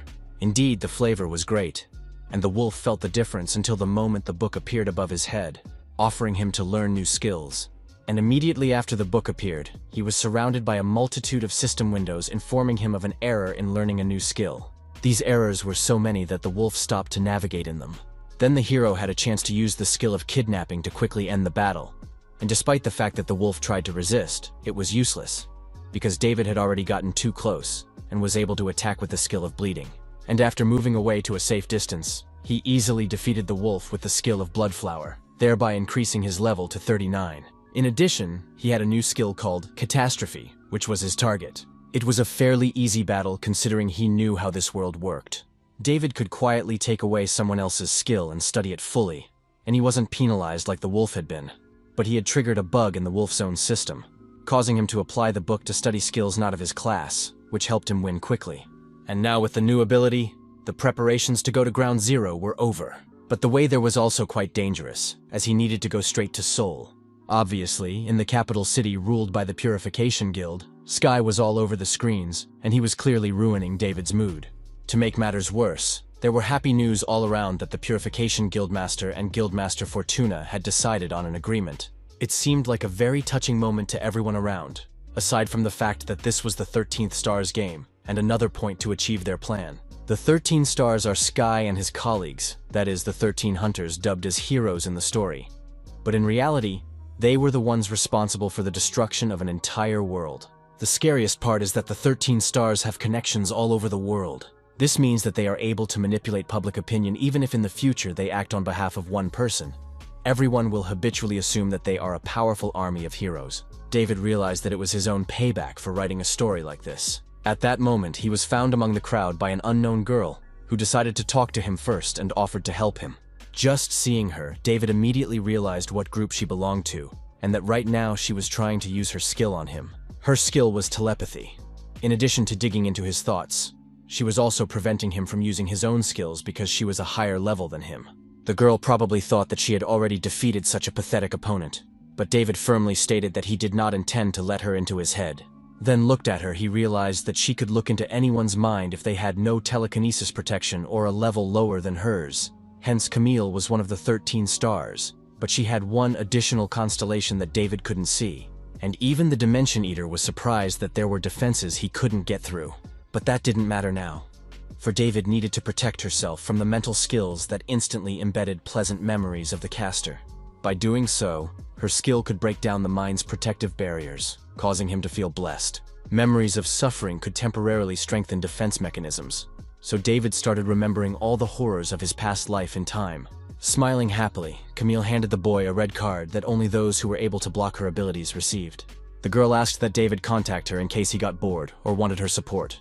It was a card of the Thief God Guild, one of the most prestigious guilds in China, which is among the top 5. So after weighing all the facts, David accepted the card and promised to keep it just in case. At this point they parted ways, but at this point the hero realized exactly that very soon he would come into conflict with the 13 stars, and then he would need strong allies. He finally arrived at the site of his mission, but he was in no hurry to find the assassin. Apart from him, there were also many treasures in this place that he wanted to find. In addition, there were also outside people here, shadows, but so far the hero did not know this. So he calmly thought about what treasures he wanted to find. He would need something that would help suppress his mana sensitivity in order not to overload himself in the fiercer fights. Since the next opponents he was sure to face sooner or later would be far stronger than all the previous ones. And in this place, he could find a mad salacium that could enhance his stamina. Mad salacium is the plant that was used in the novel, and it is much more effective than regular salacium. When consumed, it would completely get rid of his sensitivity to mana for a full half hour. Though naturally, there were consequences. After half an hour, he would begin to feel immense pain. But this remedy could certainly save his life in battle. But this plant was extremely rare and only grew in Ground Zero, and it was hard to get it, as there was always a mad farmer nearby. But he had about 6 places where this plant could theoretically grow. All the places were numbered with random icons for orientation. In addition, he knew that in this dungeon he would be able to meet many different enemies, level up, and even gain new skills. The first battle awaited him just a few minutes after starting his journey, where he managed to defeat a common monster, a zombie plant. But there were too many of these monsters, as they felt like kings of nature in the wilderness. This area was different from all the others in that it was solidly filled with various mutants, and a place where the slightest inattention could lead to death. David, in the process of his journey, soon found one such person who was not lucky enough to die here, because even the process of decomposition of the body in this area was too slow. He scanned the body and realized that the cause was the monster planted in this man's heart, which was infusing his body with mana. In addition, this man was carrying a rather expensive weapon that clearly had some kind of spell on it, and David wasn't going to touch it. Obviously, this weapon was a trap of the Black Guide who lures hunters with various items. And if you touch the corpse, ghosts would emerge from it and start haunting it. Looking at the face of this man, to David began to come to long memories from his past life, because the character was created on the basis of one of his classmates, who was always beaten by the other students of the class. But now the character couldn't remember that and give in to sentimentality, so he had to turn around and move on to the next search area. The first of the plants met him when the day was heading towards its sunset, and it was on a cliff, so it was not an easy task to reach it.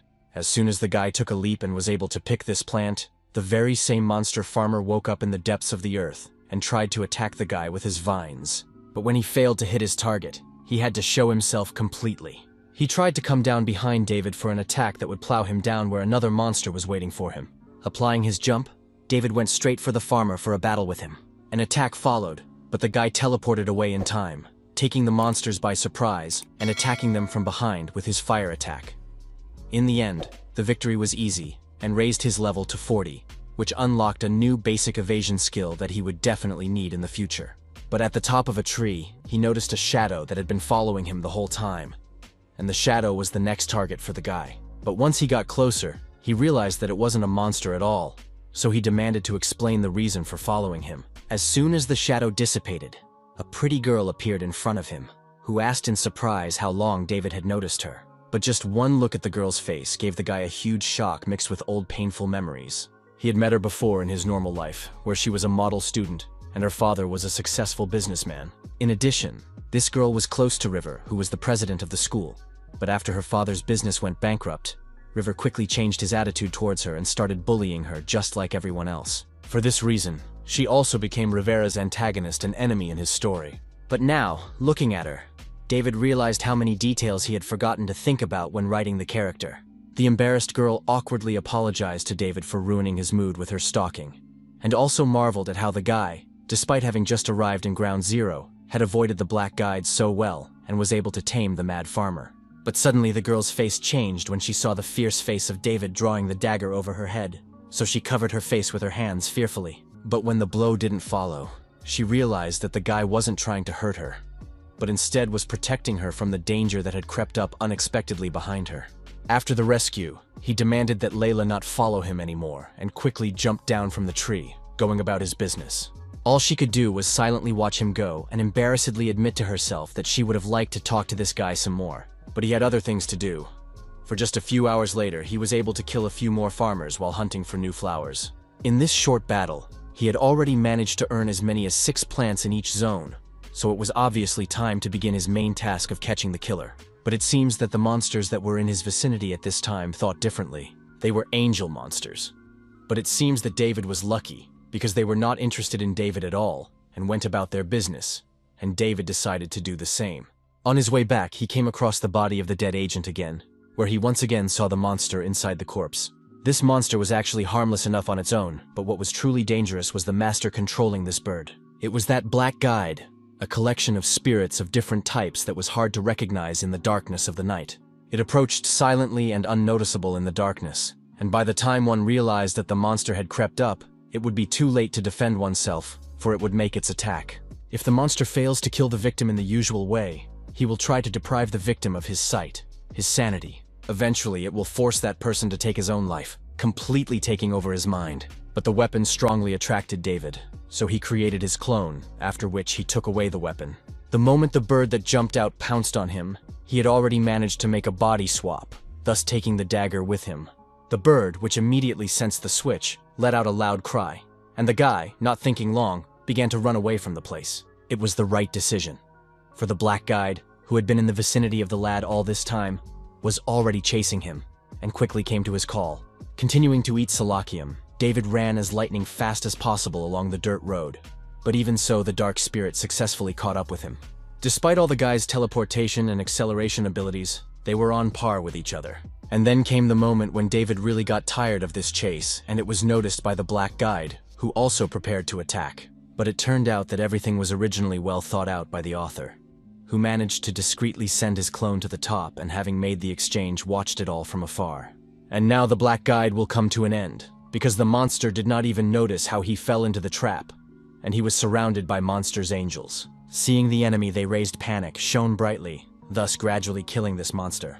After all, David had little chance of killing this monster, because either he needed to possess the same dark power that the black guide himself possessed, or he needed to lure it into a trap shrouded in light, as was the case here. In this case, the angel monsters were obviously not happy to see this spirit, as it had invaded their territory, and they would continue to attack it until it died. That left David to be proud of himself for the work he had done, and settle for his new weapon. After making sure that the guide would not bother him again, he went back to the body of the dead agent, where he went through his personal belongings and found his documents.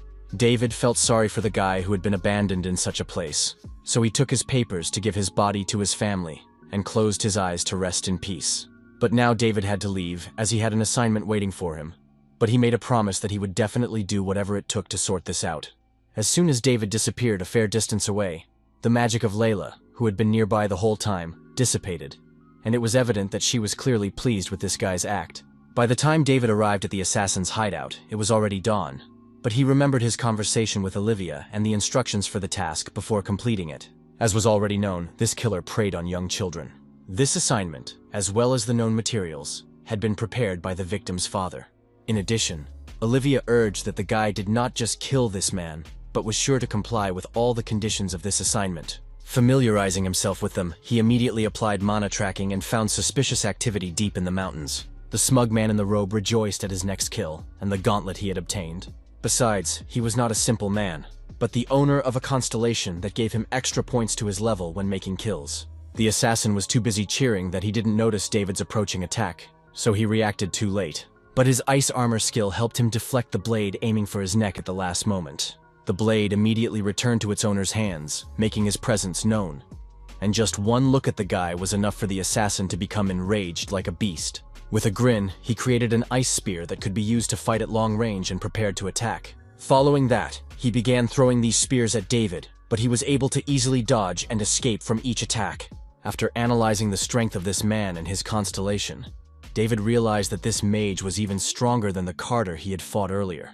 Besides, some skills like blindness were useless against him, so the guy decided to deal with his armor first. Using acceleration, he quickly reduced the distance between them, but the mage was of such a high level that he could even make weapons out of blood.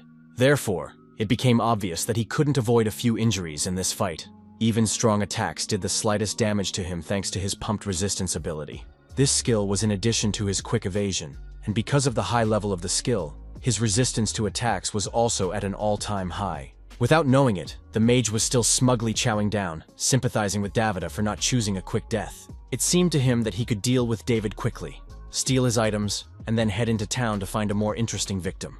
But before he got serious, David wanted to know the villain's motivation and why he was killing innocent children. This question greatly angered the man, and he did not answer anything, but only in response asked from whom he received the order to kill him. After that, he laughed maniacally, and in this fit confessed to David that the children were very tasty, pure, innocent, knowing nothing about the world. And the fun part was their gullibility, because every time he approached the children and pretended to be their friend, they believed him, and then he disappointed them and killed them. He loved seeing their faces the second before they died, because that look on their faces was so stupid, like broken toys. After hearing this answer, David became furious and decided to make this man his own toy. He used shadow step magic and sent his clones into battle. The mage had rarely seen such an ability before, so he was clearly confused and scared. Out of desperation, he began to scatter his ice spears in random directions, trying to hit as many shadows as possible. But as soon as he destroyed them, more and more shadows appeared, surrounding him on all sides and preventing him from hiding. Then the mage finally lost his temper, using an attack on the area called Ice Rampage. The scattered icicles hit all the shadow clones, so they immediately disappeared. The only survivor was David, who was already rushing towards the mage, so the mage decided to kill him with the strongest attack to prevent him from getting closer to him. What he didn't realize was that it was another surviving clone, replaced by the real David, who had already drawn his flaming dagger to attack. After inflicting several serious wounds on him, he began not to kill, but to torture the victim, wondering if he liked the feelings of being tricked that he had just painted with such admiration. The terrified man, bleeding, realized that he couldn't focus at all on what was happening because of his pain. He tried to pull himself together to save himself, but it didn't help as David quickly teleported behind him and prepared for a very strong attack that could use up 25% of his mana and physical strength at a time. In addition, because the attack was delivered with a spearhead, his damage was further increased by an additional 33%. This is the so-called decapitation, an ability obtained from the skill book. Decapitation would instantly kill an opponent with a health level below 30%, but this man was still alive. So David took out a specially prepared tripod and called the father of one of the man's victims. David realized how long this man had waited for the time for his revenge and promised to avenge his daughter. Jessica, on the other hand, wasted no time and was busy combing through the information to find David. Her assistants have already managed to find some interesting videos from surveillance cameras. One of the videos was taken recently and David was spotted at the Seoul station. Jessica found out from the trajectory of the video that David was heading north and realized that he was probably heading towards the Ground Zero, so there was a high probability that he would return to Seoul the same way as soon as he finished his business. Therefore, the girl gave the order to continue following him, after which she became furious and promised that she would definitely take revenge on this insolent man for daring to piss her off. By this time, David had already finished all his tortures and made the man apologize to the girl's father in tears. The man watched this picture with weeping eyes and asked David to stop, because he hoped that this would be enough and that his daughter would now be able to find peace in the new world. After that, he couldn't help himself, and despite all his courage, he began to sob, thanking David for being able to do what the public safety organization couldn't do. David tried to calm the man down and prayed with him for the poor dead girl, wishing her repose in another world, then cut the connection. As soon as this happened, the magician started screaming and begging David to let him go, because the task was already finished. David, using the power of the blood flower on him, killed the annoying man who had committed so many sins in a second. In return, he stole his Ice Witch constellation as well as the Mad Killer constellation. The dimension robber that had appeared out of nowhere grudgingly remarked that these abilities hadn't even been developed, which wasn't surprising for someone like him, but David didn't care, for he was willing to level up these constellations himself. Besides, the man's death was still useful to him, because he found a few items from him that were worth 1,000,000 each. Suddenly, the phone rang, and Olivia appeared on the screen, praising David for the task he had completed. The client was so satisfied that he decided to pay an additional 2.5 billion won on top of the set amount, which had already been credited to his account. David had little interest in this, and asked Olivia for a small favor. He told her about the man's body that had been found, and asked that the body be taken away, identified, and given to his loved ones. The girl smiled happily and agreed, then momentarily cut the connection. Then David looked around quietly, looked behind his back and, turning to Layla, demanded that she explain the reason for her surveillance. The girl who appeared from around the corner awkwardly asked the hero if he wanted to go with her on a mission in one of the dungeons with medium-level bosses where help was needed. Realizing that otherwise he would not get rid of this girl, David agreed. This dungeon didn't look trustworthy, as everything looked like it was going to collapse at any moment. But even such a dungeon had a right to exist, especially considering that there were many interesting dungeons with valuable rewards for David in the hidden abandoned lands. His thoughts were interrupted by Layla, who thanked the guy for his help. But he quickly reassured her, explaining that he was not acting out of a desire to help, but that he was just as interested in the dungeon as she was. Besides, he had ulterior motives. He wanted to see her skills in person, because if she was good enough, she could be a good ally against the Sense Guild. After which, the guy smiled awkwardly and realized that this was his first ally in this world. As soon as they entered, along the way, they came across a heavily ruined wall with an inscription in Latin that was hard to read. But David knew what it meant. The Latin phrase had a deep meaning. He who stains himself with blood will be forever locked in this place. But despite the frightening nature of this inscription, David wanted to try to enter the dungeon to see how amazing this place was. They were already inside when Layla told about a monster she couldn't handle. This monster attacked with ranged attacks, and the girl could barely get close to it. But when she got the chance, she immediately used that advantage to strike. Unfortunately, even that didn't succeed, as her skill was easily blocked by this monster's self-defense ability, and she didn't get any more opportunity to attack. That was the end of their sweet conversation, because a second later, the heroes had already heard the sounds of zombie monsters. So he and Layla quickly prepared for battle, and David decided to go into battle first. Despite their numbers, the monsters were quite weak individually, so David managed to kill a few of them. In addition, Layla acted as a support warrior and attacked the remaining monsters with her magic ability.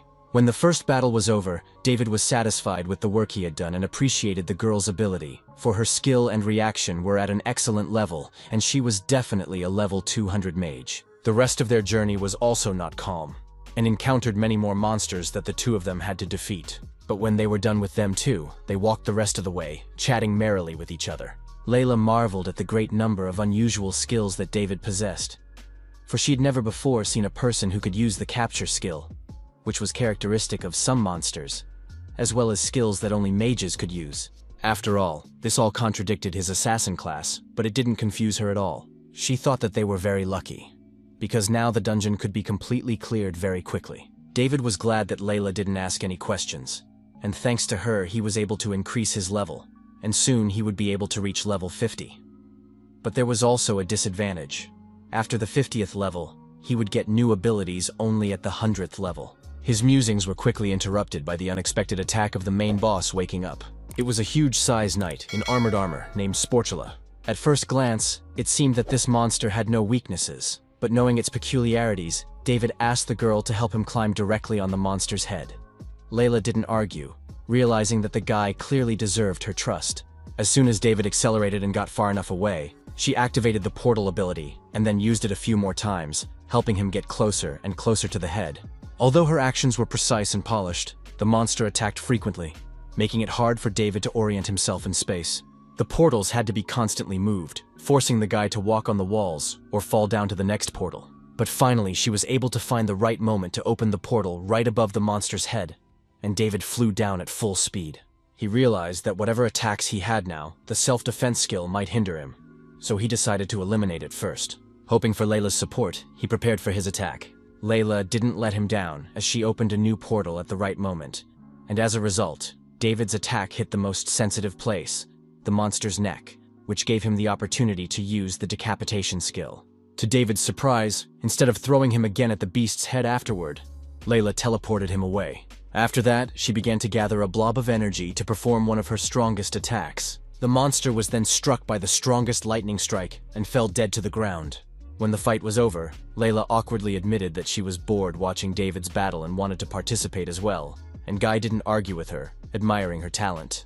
Their next target was already waiting for them further down the hall. But all the way, David was busy thinking about how easy it would be for him to take on the Purification Guild if he could get a mage as strong as Layla as an ally. Finally, they saw their next enemy, a white statue that suddenly began to cry and bleed at their appearance. Following that, space began to distort, pushing the two hunters farther away from themselves. They couldn't understand what was happening, so now God David decided to throw his blade at the statue, whereupon its head flew off. The notification of the destruction of the main boss appeared. But for the first time in his time in this world, the system reported that he had no skills to steal, which seemed very suspicious. And following that, the entire dungeon room began to break and disappear, which was typical of a dungeon reboot. A frightened David immediately signaled to Layla that they needed to escape from here as soon as possible. Layla ran away using the hide in the shadows skill. And David, he also used acceleration along with the jerk skill to quickly run away, avoiding the falling walls and pillars of the dungeon. But because of this active use of skills, his strength was at its limit. So David even had to use Wild Salacium, the most valuable item he had right now. As soon as the first flower was eaten, his entire body was enveloped by an incredible energy that surpassed all his expectations. In addition, his senses were incredibly heightened, which helped him to more successfully avoid the suddenly falling collapses. David thought that Layla would be fine, but it turned out that the girl was also using too much mana, so she could hardly escape from this place. Soon, she slipped and fell, and the last thing she saw was David running at an incredible speed away. She tried to shout to him but couldn't, and the situation frightened her enough that she remembered her past. She remembered the traitor Rivera, who had just as indifferently abandoned her to her fate and walked away, so she had already resigned herself to the idea that she would stay here forever. But David was very different from the 13 constellations, so he heard the girl's call and came to rescue her. But despite all his senses being heightened, David didn't sense the danger looming towards him from above. The only thing that saved him was his recently stolen self-defense skill, the presence of which surprised Layla immensely. Without giving her time to ask, the guy immediately picked her up in his arms and, placing her on his back, rushed to the exit of the dungeon. Less than a second after they left, the entire dungeon collapsed instantly, almost hitting them. David didn't seem to be sad about it at all, but was just happy that he had gotten that boss's skill in time. In addition, he had already managed to pump this skill, thereby reducing its recharge time, which would definitely be useful in the future. Therefore, he considered it a good reward for risking his life like this. At this time, Layla was clearly not as excited, but she sincerely thanked the guy for saving her, because if she had been alone, she definitely wouldn't have gotten out, as she was consumed by panic because of the memories. Because of these thoughts, the girl told David her secret about her former leadership position in the Purification Guild and decided to tell him her backstory. Originally, Layla was nothing more than a guide who guided other hunters. But one day, River came to her and asked her to join the guild. According to him, the Purification Guild is a place that always does its best to keep its team members safe. Believing him, Layla joined the team, but one day she was seriously injured during one of the raids. Then River realized that she would not be able to participate in the dungeon cleanup because of this serious injury, and simply ordered his men to leave and leave her there, because he didn't want to waste his time on her. And so Layla realized that all his words were nothing more than lies, and he had done nothing for her safety. But River explained that her life had no value to him now, and asked her not to blame him for any deception. Because the only one to blame was Layla for choosing to trust him. It was certainly a sad outcome, but she was nothing more than a toy for River anyway. After hearing her story, David sympathized with Layla, for Rivera's act was comparable to murder, as he had thrown a wounded man into the dungeon. Layla also understood this, for the fact that she had survived could truly be called a miracle. The only thing that had saved her then was the constellation that had agreed to make a contract with her. And only now was she beginning to realize how lucky she had been at that moment. But David knew it was far more than just luck, because constellations never contract hunters without some sort of purpose. So surely her constellation saw potential in her. Those words clearly made the girl very uncomfortable, and she thought it was a compliment. David was surprised by this reaction to the truth, but he decided to keep silent. Wanting something else to say, she confessed that she had come here alone because there were no people here to set her up, but her fear of being cheated made her feel very lonely. She'd like to find her faith in people again. And it seems that thanks to David, she has. At such a sweet moment, David's Salacium ran out, so he was twisted with severe pain, and he gradually began to lose strength, falling to the ground. At the last moment, the girl picked him up and gently laid him on the ground, then began wiping his sweating face with a cool handkerchief to ease his condition. But after the guy felt better, they quickly separated, and now David was at the subway station, remembering their recent goodbye. David had to leave abruptly, as he wanted to finish his assignment, but they had exchanged contacts with the girl in order to always be able to contact each other. David himself realized that this was obviously not their last meeting, but it was too early to think about that now, as he had to wait for his train. and in the meantime, he could just rest. Taking out his phone, he logged onto the social networking site that hunters use to share information. It was often possible to see something interesting there. But all the hero came across were only various praises of the Purification Guild, especially Sky and Rivera. But suddenly, he came across another piece of news. The Tehan River Guild had established its power in Ulsan. The boy immediately remembered Catherine and realized that things must have gone well for her after that battle, which pleased him. But he also remembered her promise to introduce him to the leader of the Abyss Guild. At that moment, the Dimension Robber came on the line, and remembered the battle, and regretted that they had not been able to absorb Austin's constellation. But he was even more interested in one question: how David perceived the constellation, what he expected from them, and what he wanted.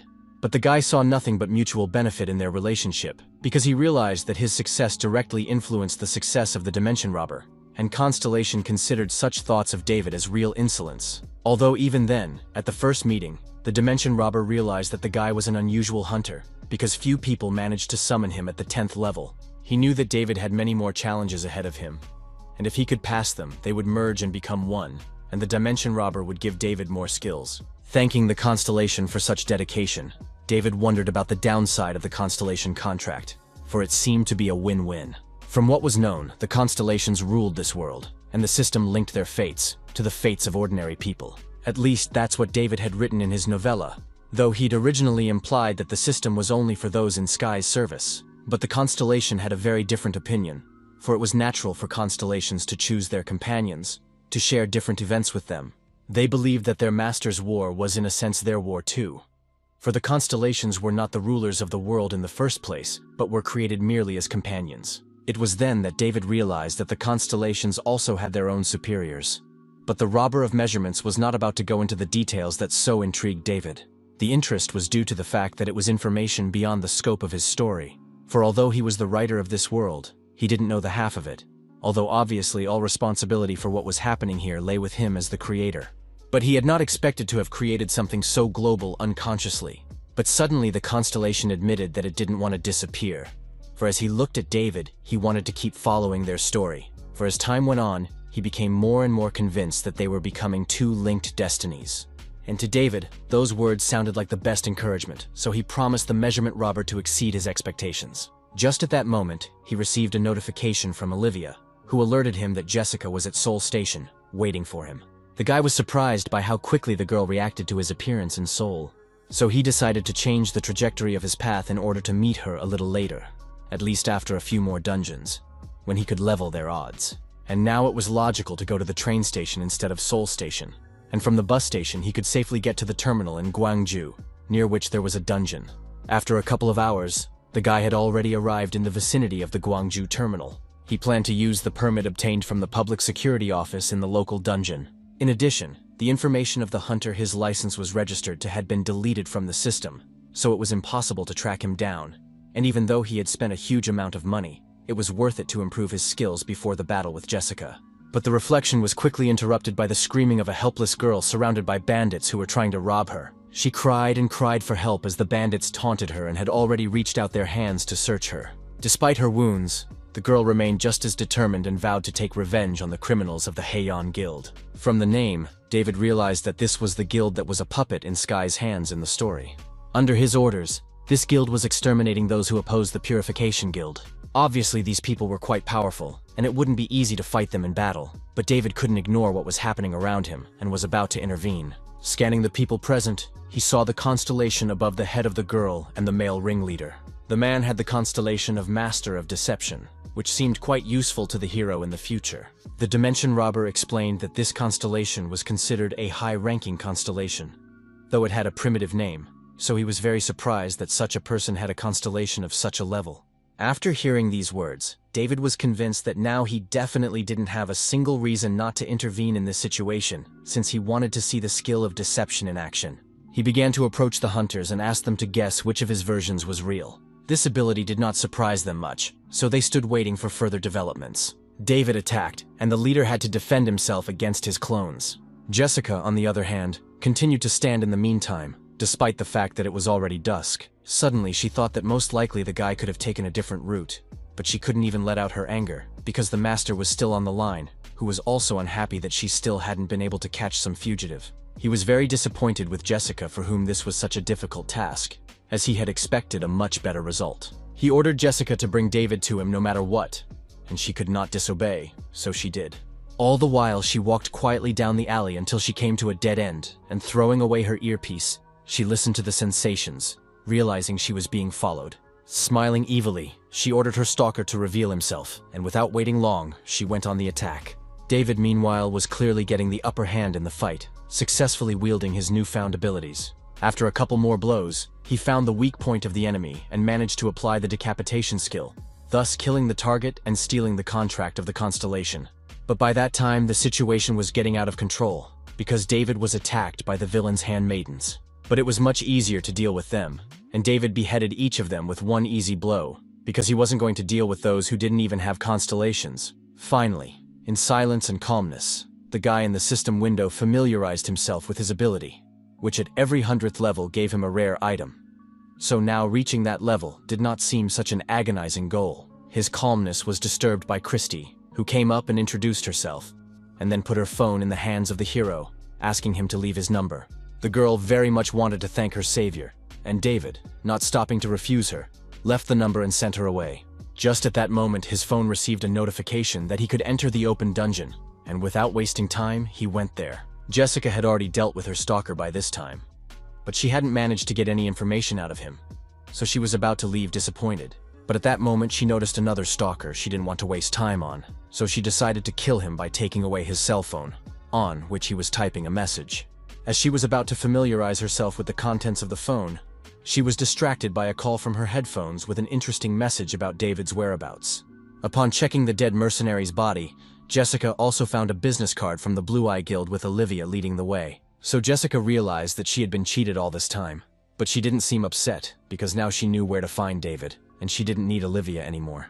Though she was pissed off that the guy had been hiding from her for so long, so she was determined to end his escapades once and for all. Before going to the dungeon, David searched the bodies of the murdered robbers and found a lot of interesting finds that could bring him 800 million won in total. He also decided to check how much money he had already accumulated in his account. After checking, it turned out that he had earned almost 5 billion won, which pleased David, who could use the money to buy a third-level weapon. But suddenly the phone vibrated again, and it was already a message from Olivia, warning him of danger, as Jessica had recently dealt with the people she had assigned to her for surveillance. Meeting her now would be dangerous enough, as she had a level 250 and a strong constellation as well.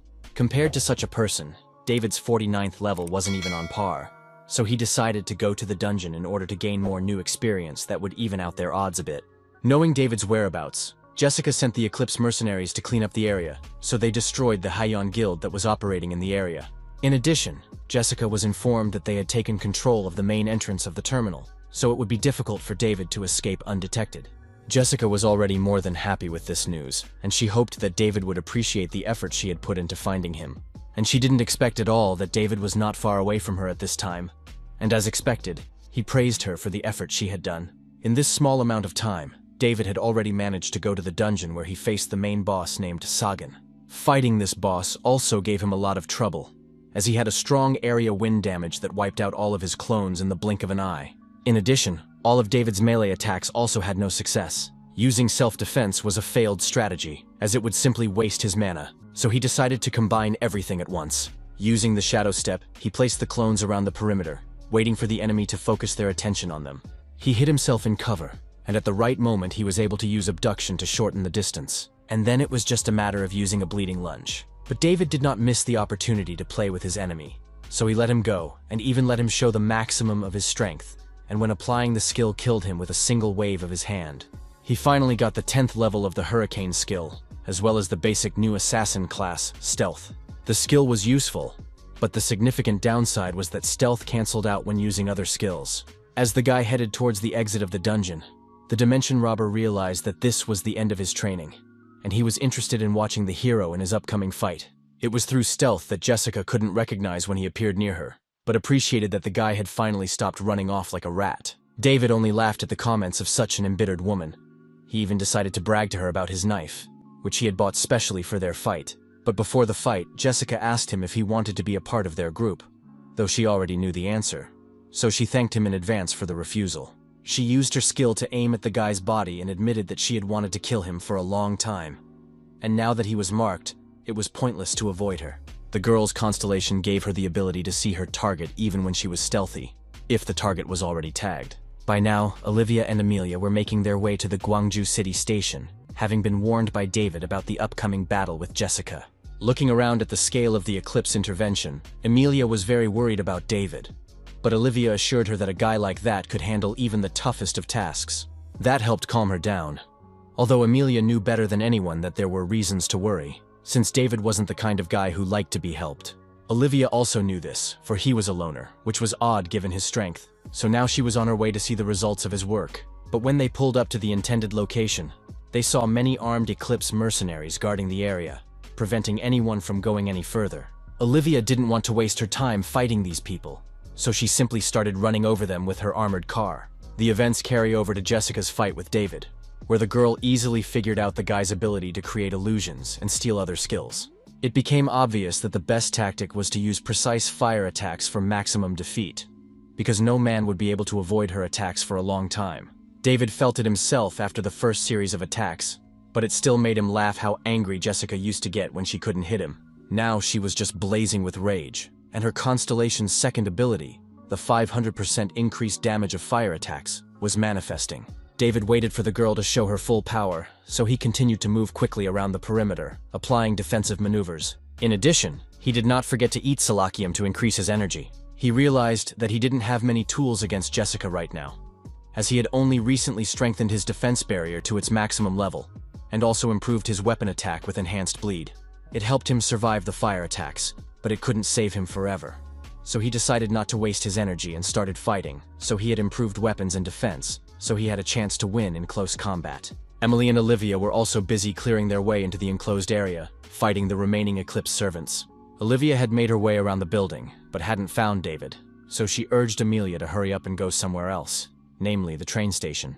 At this time at the train station, Jessica was in full swing and decided to use her previously unknown Fire Dragon ability to get rid of all the shadows at once. The shadows dying from minimal damage quickly dissipated, and the girl, finding her real target, explained that the guy didn't stand a chance against her.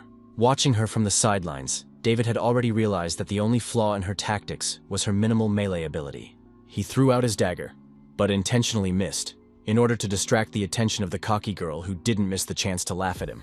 She then sent fire dragons after the guy, and they easily reached their target, burning through his clothes. The victory seemed too easy for Jessica, so she waited for the guy's next move, and he didn't wait long and, taking advantage of the momentary confusion, David spun a hurricane around them, after which he trapped Jessica in her own trap of fire and wind.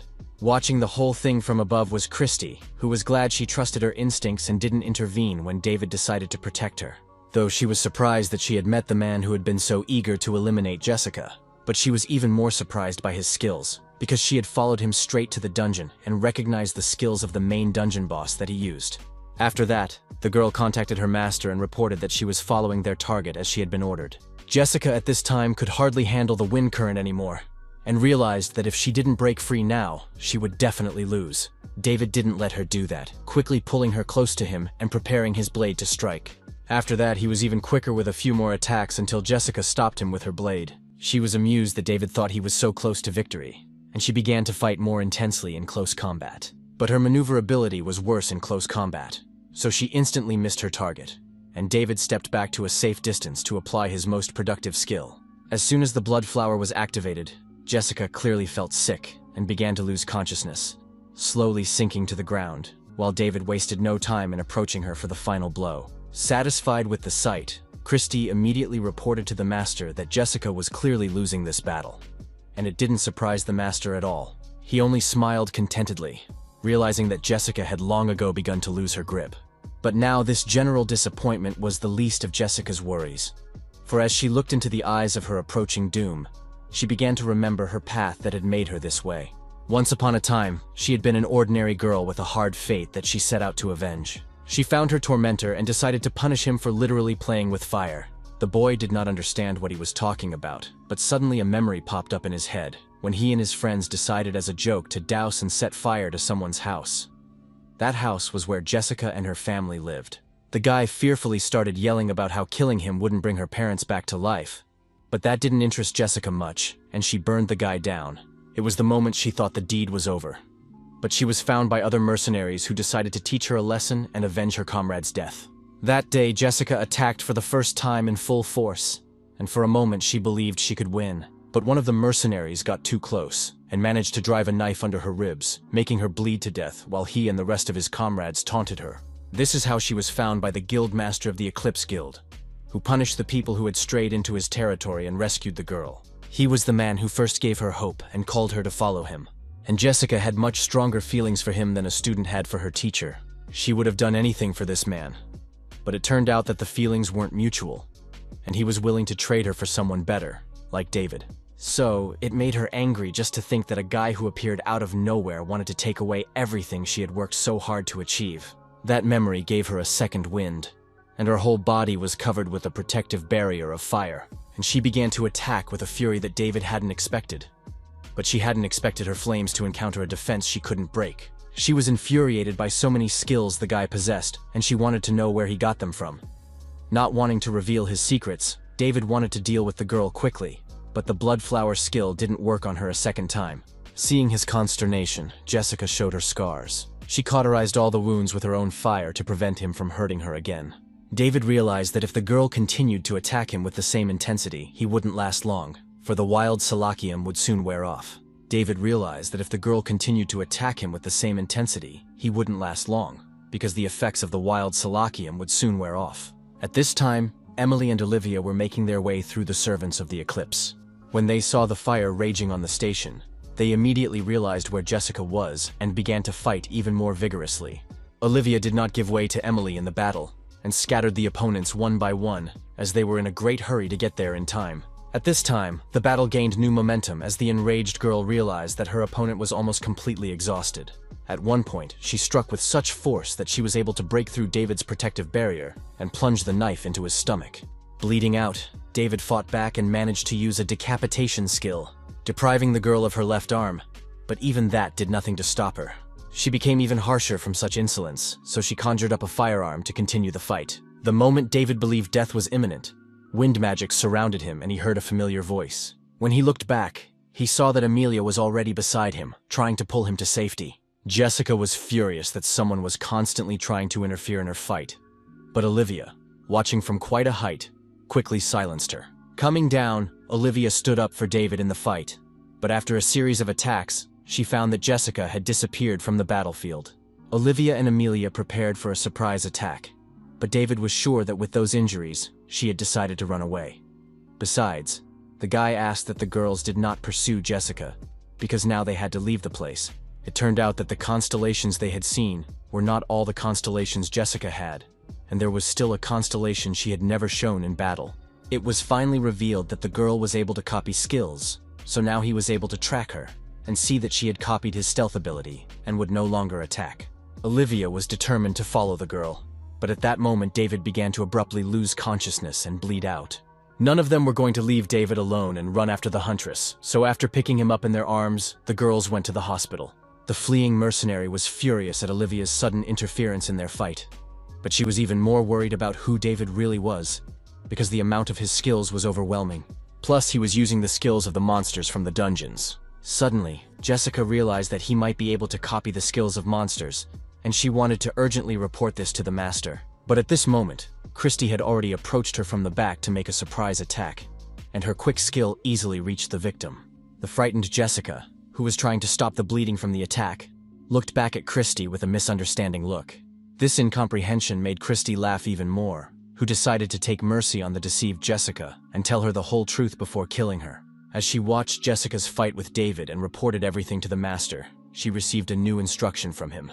He wanted to get rid of the failed hunter who had failed to handle her prey and was now completely useless to him. Coming to her senses, Jessica couldn't believe the words he said.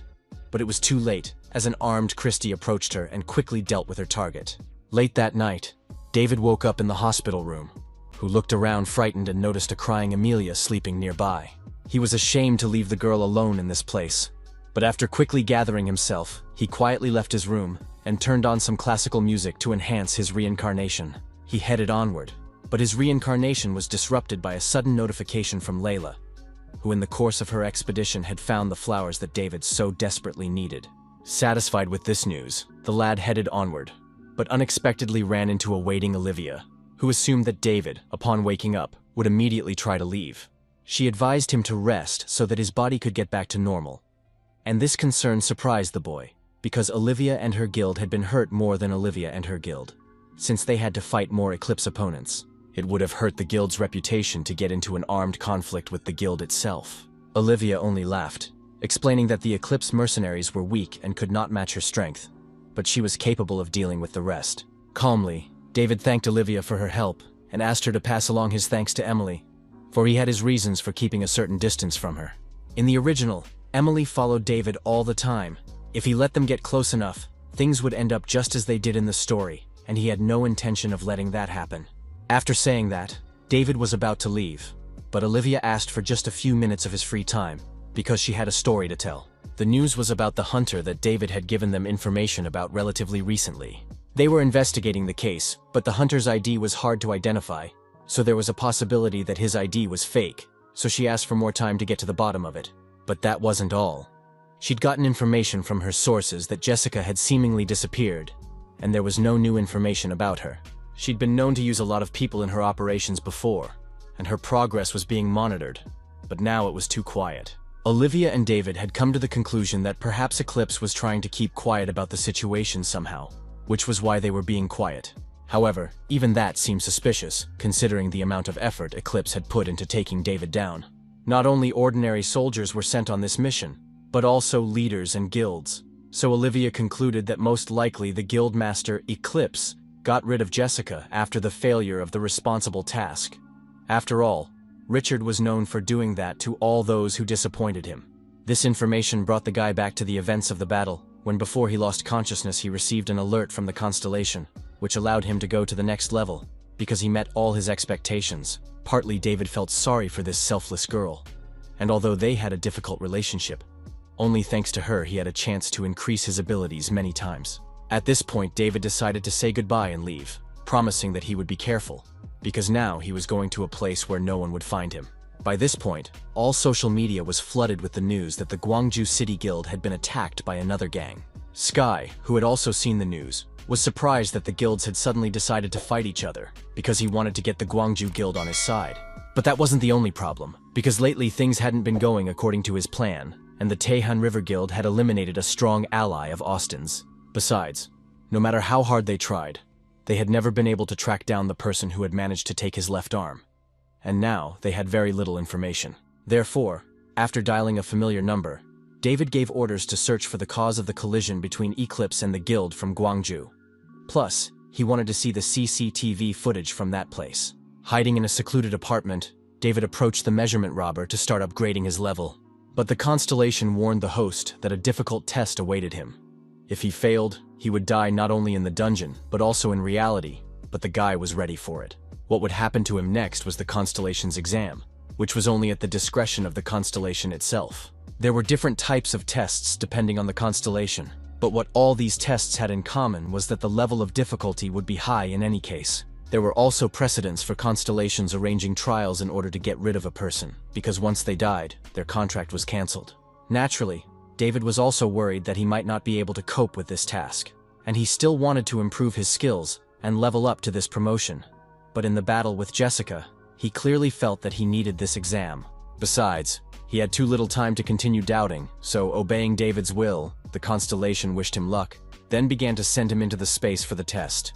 It turned out to be an arena of sorts, with the other constellations already seated around him, waiting to test him. Laughing at David's delighted reaction, the Dimension Robber finally welcomed all the constellations to his contractor's debut. It was a momentous occasion, for during the test, David would be able to share fate with the Dimension Snatcher and gain even more power. But if he failed, only death would await him at the end. In addition, the constellation asked all the spectators to share their power with his ward to show their interest in the outcome of the trial. This challenge promised to be interesting, as David's opponents were people from other dimensions. But he was able to choose the person he wanted to fight. David realized that he had no choice, for his only chance of victory was to get recognition from the watching constellations, and an uninteresting fight would not satisfy them. So he finally accepted his choice, and the other constellations were clearly shocked by it because they thought that David had chosen an opponent he could never beat. The constellations were so delighted that they immediately began to give him their power, and Sky, who had appeared from the portal, also appreciated how eager the constellations were for their battle. Without thinking long, David immediately prepared Solakium, which gave more power in the testing place, which would make him much stronger than in reality. Seeing the way the guy was enthusiastically devouring the plant, Sky couldn't resist making sarcastic comments about how his enemy was nothing more than a sick patient who didn't even stand a chance. When David didn't comment on such a thing in any way, Sky began questioning his opponent about his level to see how much of a chance he had in the fight.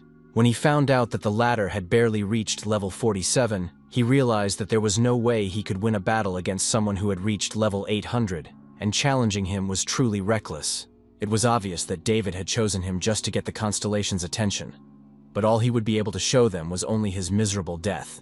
Sky realized that the constellations would probably feel sorry for the time wasted to travel all the way here and back so quickly, so he decided to give David at least a chance by using just 2 of his constellations. This only brought a smirk to David's face, for he knew that Sky would never miss an opportunity to appeal to the constellations to gain their love and adoration. After all, as soon as they saw the number of Sky's contracts, they were eager to sign another contract with this guy. So now the countless constellations watching them were only infatuated with his rival. But David thought quite differently, and was confident that he would win based on the support of the measurement robber in this fight. In the present Sky at this moment, a report had come in regarding David, and the documents found in the meantime only indicated some vague connection with the Abyss Guild.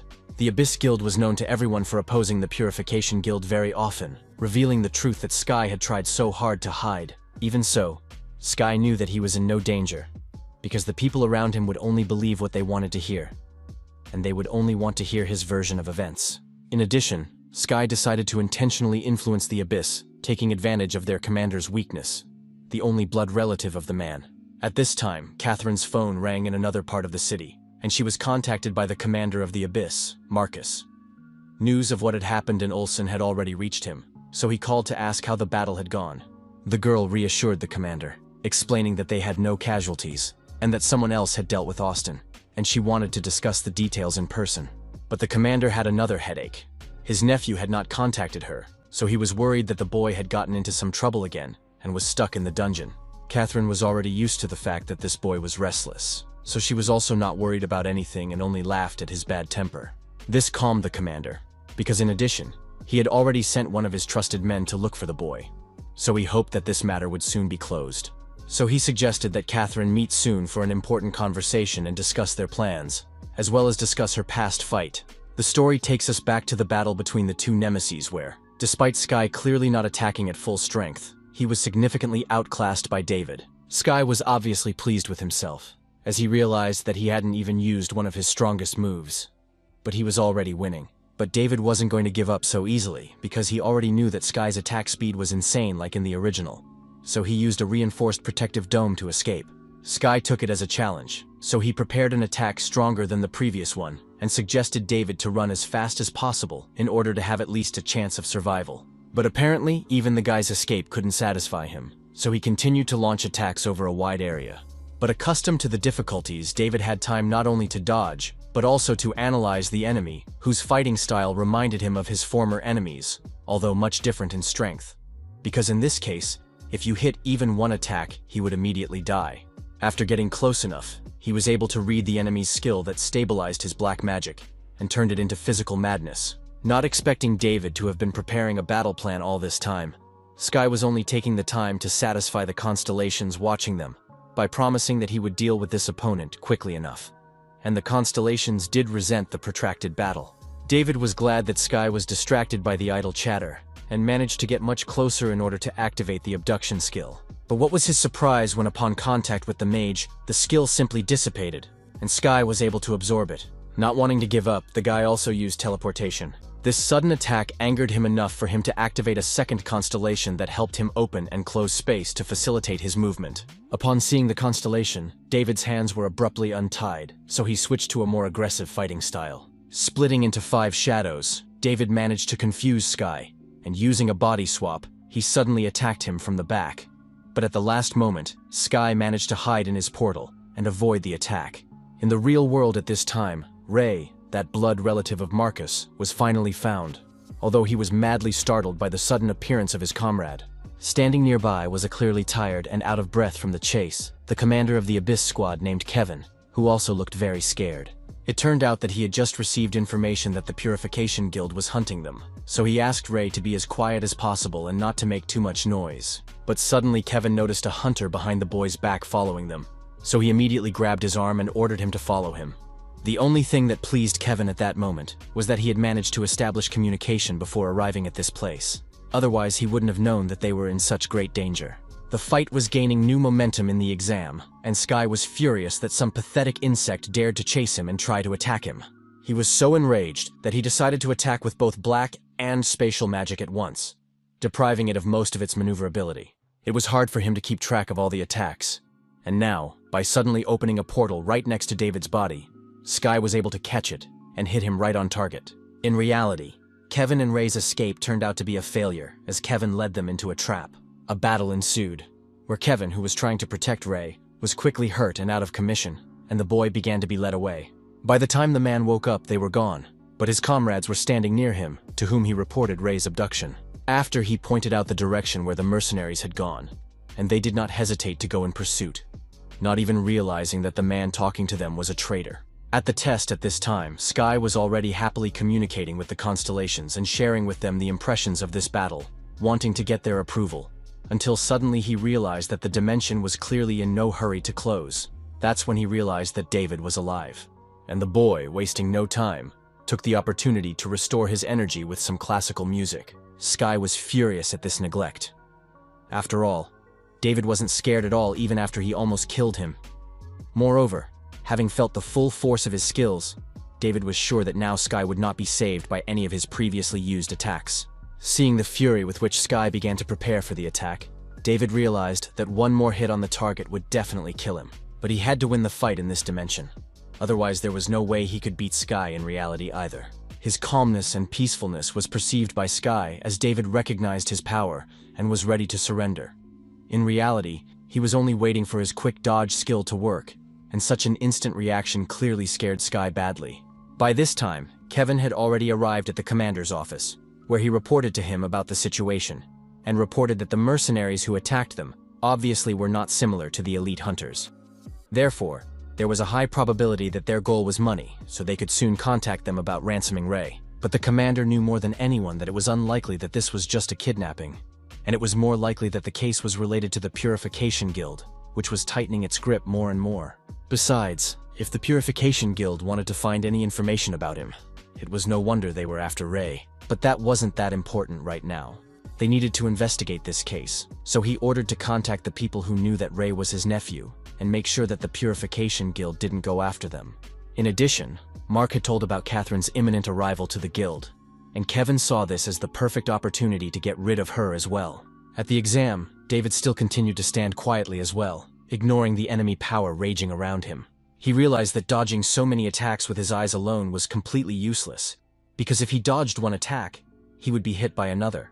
But even with his eyes closed, he could sense the mana contained in the opponent's skills. This was due to the special place where the mana flow was much clearer and more abundant than in reality. Therefore, he felt much freer here even with his eyes closed, and could dodge one attack after another. The constellations watching this fight finally realized that even under such unequal conditions, the guy had clearly found his approach to victory. They recognized that this man was indeed worthy of their attention and eagerly awaited the outcome of this battle, so they shared more and more holy power. Watching the energy hovering above increase with each passing moment, Sky was terrified, for the pitiful enemy had dared to outshine him, and this anger gave David the opportunity to get closer, hiding in the thick smoke and getting closer to his enemy's throat. The story takes us to the reality where Ray found himself trapped in an obscure warehouse, without the slightest clue as to how he would get out of the place. Looking at himself, he didn't understand at all how he managed to find himself in such a situation. In addition, he was confused by Kevin's last words, who was sure that the Purification Guild was hunting him. But the attackers clearly didn't fit any idea of the Purification Guild.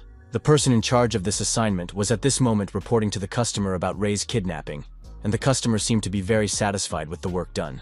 This customer was an as-yet unknown member from the 13 constellations. At the exam, looking into the eyes of the frightened Sky, David realized that he was clearly scared of the battle, because the guy had to call on the third constellation instead of the promised two. But that didn't help him, because the winner of this battle was already clearly predetermined. And even though this attack did not cause significant damage, the other constellations were deeply impressed by the abilities of David, who so cleverly wielded the skills taken from the monsters. In addition, looking at the wielder with only level 50, Sky couldn't believe that such an insect could successfully carry out its attacks without using any secrets or tricks. Sky tried to find any sign of deception on David's part, and the only thing he could cling to was that someone of his level certainly couldn't use that many skills, because it went against all the rules of this world. And David was okay with that, because he was literally the embodiment of all the broken rules. Besides, he really lied and hid his real level.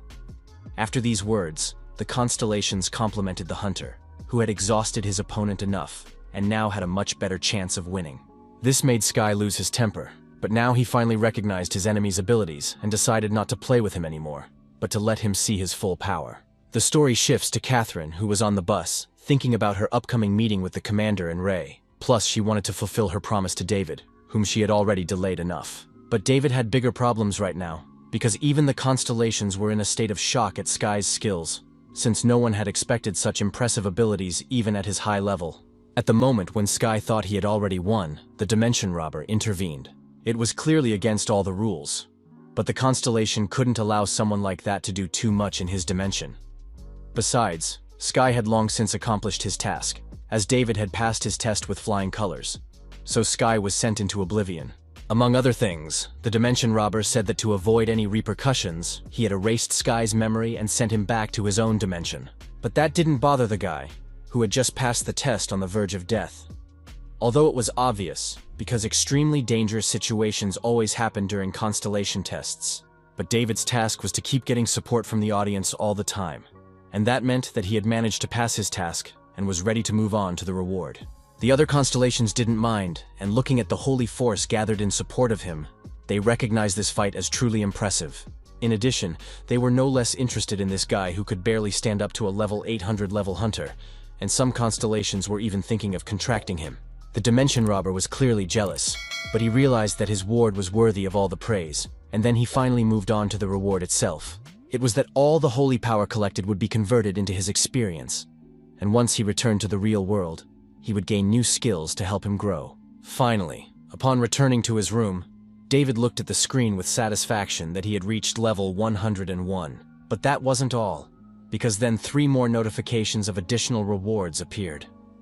One of the rewards was the Soul Imprint skill, which allowed him to leave imprints on 5 items, and then swap those locations afterward. This skill would be insanely useful to him when he faced Jessica in battle, because then being able to swap weapons quickly for sure could greatly increase his chances of winning, so he wouldn't have to waste time changing weapons. In addition, he had also unlocked new characteristics from his constellation, which, in addition to helping him steal skills from spirits, also helped him steal skills from other hunters. But it was an ability that David wasn't going to use that often. But 3 cards also appeared around him that allowed him to take the chance to win rare items. But it was kind of a lottery as well, as he could get items that didn't match his class and were useless in battle. But his skill was insanely useful, as he could copy 100% of any other hunter's skill once. And then David realized that a good opportunity would be to copy Sky's skill and become the only one of the assassin class that had access to that skill. But still, David knew that Sky wasn't the only one in this story worthy of admiration, for he also had another man in mind who was now in China. Olivia's sudden call distracted him from his thoughts. She wanted to know how he was feeling and whether he was doing well after leaving the hospital. She called to share various happy news that the Eclipse Guild had finally quieted down, so she suggested David to take one interesting and quite easy for him task. He needed to retrieve something from the area where a new mine had been discovered that contained a rare mineral, the Liberty Stone. This is a stone, similar to a magic stone, that requires mana to mine. It is needed to create certain items, but is extremely rare as there are almost no mines to mine it. Realizing that this task was easy but also involved some dangers, David realized that the reward for this task would also be good, so he agreed to start the next day. The surprise of the miners when an unknown man suddenly appeared at their place of work was hard to describe, especially considering how easily David began searching for and extracting the right stones. With the help of his mana hypersensitivity, he had discovered a deposit of strong freedom stones. After mining them, he was going to go straight to meet Catherine, who would help him get to the Abyss Commander. After all, She was the only intermediary he knew, and without her access to the commander was almost impossible. After a couple of pickaxe blows, David finally managed to get so many stones that all the hunters around him were shocked, imagining what level this guy had. But at this moment, unknown hunters appeared, who were brutally beating the miners who were not doing their job well. Looking at them, David realized that these people were no different from Eclipse, and so he began to prepare for battle. But suddenly the hunters were shot at and many of them were wounded in the first seconds, because they did not expect such a setup, and the others began to look for the culprits of the attack. When they looked around, they noticed a man in a devil mask accompanied by a sniper, who did not kill, but immobilized the opponents with his bullets. But because there was a whole crowd of hunters, these two could easily get hurt, so David decided to intervene and help them win this battle. Although it seemed like he was taking a huge risk, as he was attacked by a hunter who was unexpectedly hiding. But the hunter immediately regretted it, because David had already acquired the skill Imprint, so he could easily kill this desperate man in just a couple of seconds. The man finally took off his devil mask and admired David's actions. Though he was surprised to meet a gentleman in a place like this, and David looked equally surprised to realize that the man knew his real name. This man was Commander Nigel, was a famous and important man in his history, whose goal was to free the exploited hunters. He had enough power to calmly destroy oppressors without listening to their pathetic excuses, so he was nicknamed the Silent Judge. But unfortunately, in his attempts to overpower the Eclipse, he was killed by their master. But even with all of the man's notoriety, David wanted to know where he got his information about him. As it turned out, Nigel got the information from his man who was embedded in the Eclipse Guild, and he was very taken aback by the information about the guy who personally massacred Jessica. Realizing that the information was leaking out too quickly, David asked to be addressed by a name other than his real name. In addition, to the surprise of these two, he wanted to exchange contacts with them, because he knew about their abilities. Because despite their appearance, these people were insanely good at support. In addition, they had a lot of useful information about Eclipse, and so they knew that they were still hunting David. After finishing their conversation, David quickly went to Olivia's place, having completed the task. And even though it was quite easy, he managed to get a good payment for it, which was worth the time spent. Therefore, right now, he only had one last task to do, which was to meet up with Catherine and head to the Abyss Guild commander. After a couple hours on the road, they had already arrived at the headquarters, and even though the guards here were very unfriendly, they knew Catherine well, so they let them through to the commander. But the commander obviously did not expect the sudden hunter brought in, so he began to question Catherine about this man, trying to understand how he got here. After that, he took Catherine away for more arguments, sending the guy to the waiting room. But this was already becoming more of a waiting isolation, for even considering how much Abyss cared about his safety, they had kept him here for far too long. From the story, he realized that Marcus had only one reason to be so careful at the moment, because Ray's kidnapping was imminent, and he had arrived at just the right time. At this time, Catherine was terrified and could not believe that Ray had been stolen so unexpectedly. This confirmed that David was completely right in his reasons for being so cautious towards the new people in the guild. But to Marcus's great surprise, instead of stealing David away, she had suggested that he be the one assigned the task of finding the boy, since he obviously had good skills. Besides, Catherine knew that he could be trusted, because even Olivia could vouch for him, and this girl was famous for her honesty. Besides, in any case, Mark had nothing to lose, because originally Catherine had brought him. Because David really wanted to meet Mark, and in the end this meeting took place, and not wanting to waste time, David immediately confessed his desire to get support from the Abyss, which surprised the commander, as their group was not the best rumors. In addition, they had a long and unfinished conflict with the Purification Guild, so they were not the best place to get support. But all these facts were perceived differently by David, because Abyss was partially under the control of the Purification Guild, but successfully resisted them, which meant that they had great power. That was why he had come to them, because compared to other similar places and larger guilds, they could offer much better rewards. And it was a reasonable enough decision, because Abyss had a significant amount of dungeons and other riches, and the leader also possessed very high-level skills. But David realized that his desire to abruptly join the ranks of the Abyss would arouse a lot of suspicion. He wanted to build a proper distance with the commander, which would guarantee his safety. So he wanted to give them all time to build trust, because in addition, David realized that Mark did not need to agree to his request for nothing, and in return, offered him a commensurate amount of help. But instead of agreeing, the commander remained silent for a long time, pondering his future answer. and he was surprised that the guy was not frightened by prejudices about them. Besides, he liked that David didn't try to win his favor with lies.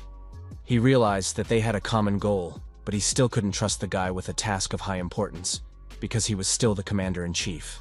While Mark was dealing with David, the mercenaries led Ray to the farthest place of their hideout to make it harder to track him.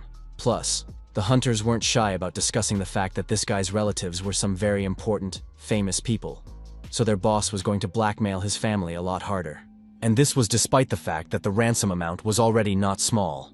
Having approached the necessary place, the mercenaries immediately abandoned Ray and, laughing, were about to leave, as they suddenly heard some almost inhuman growling.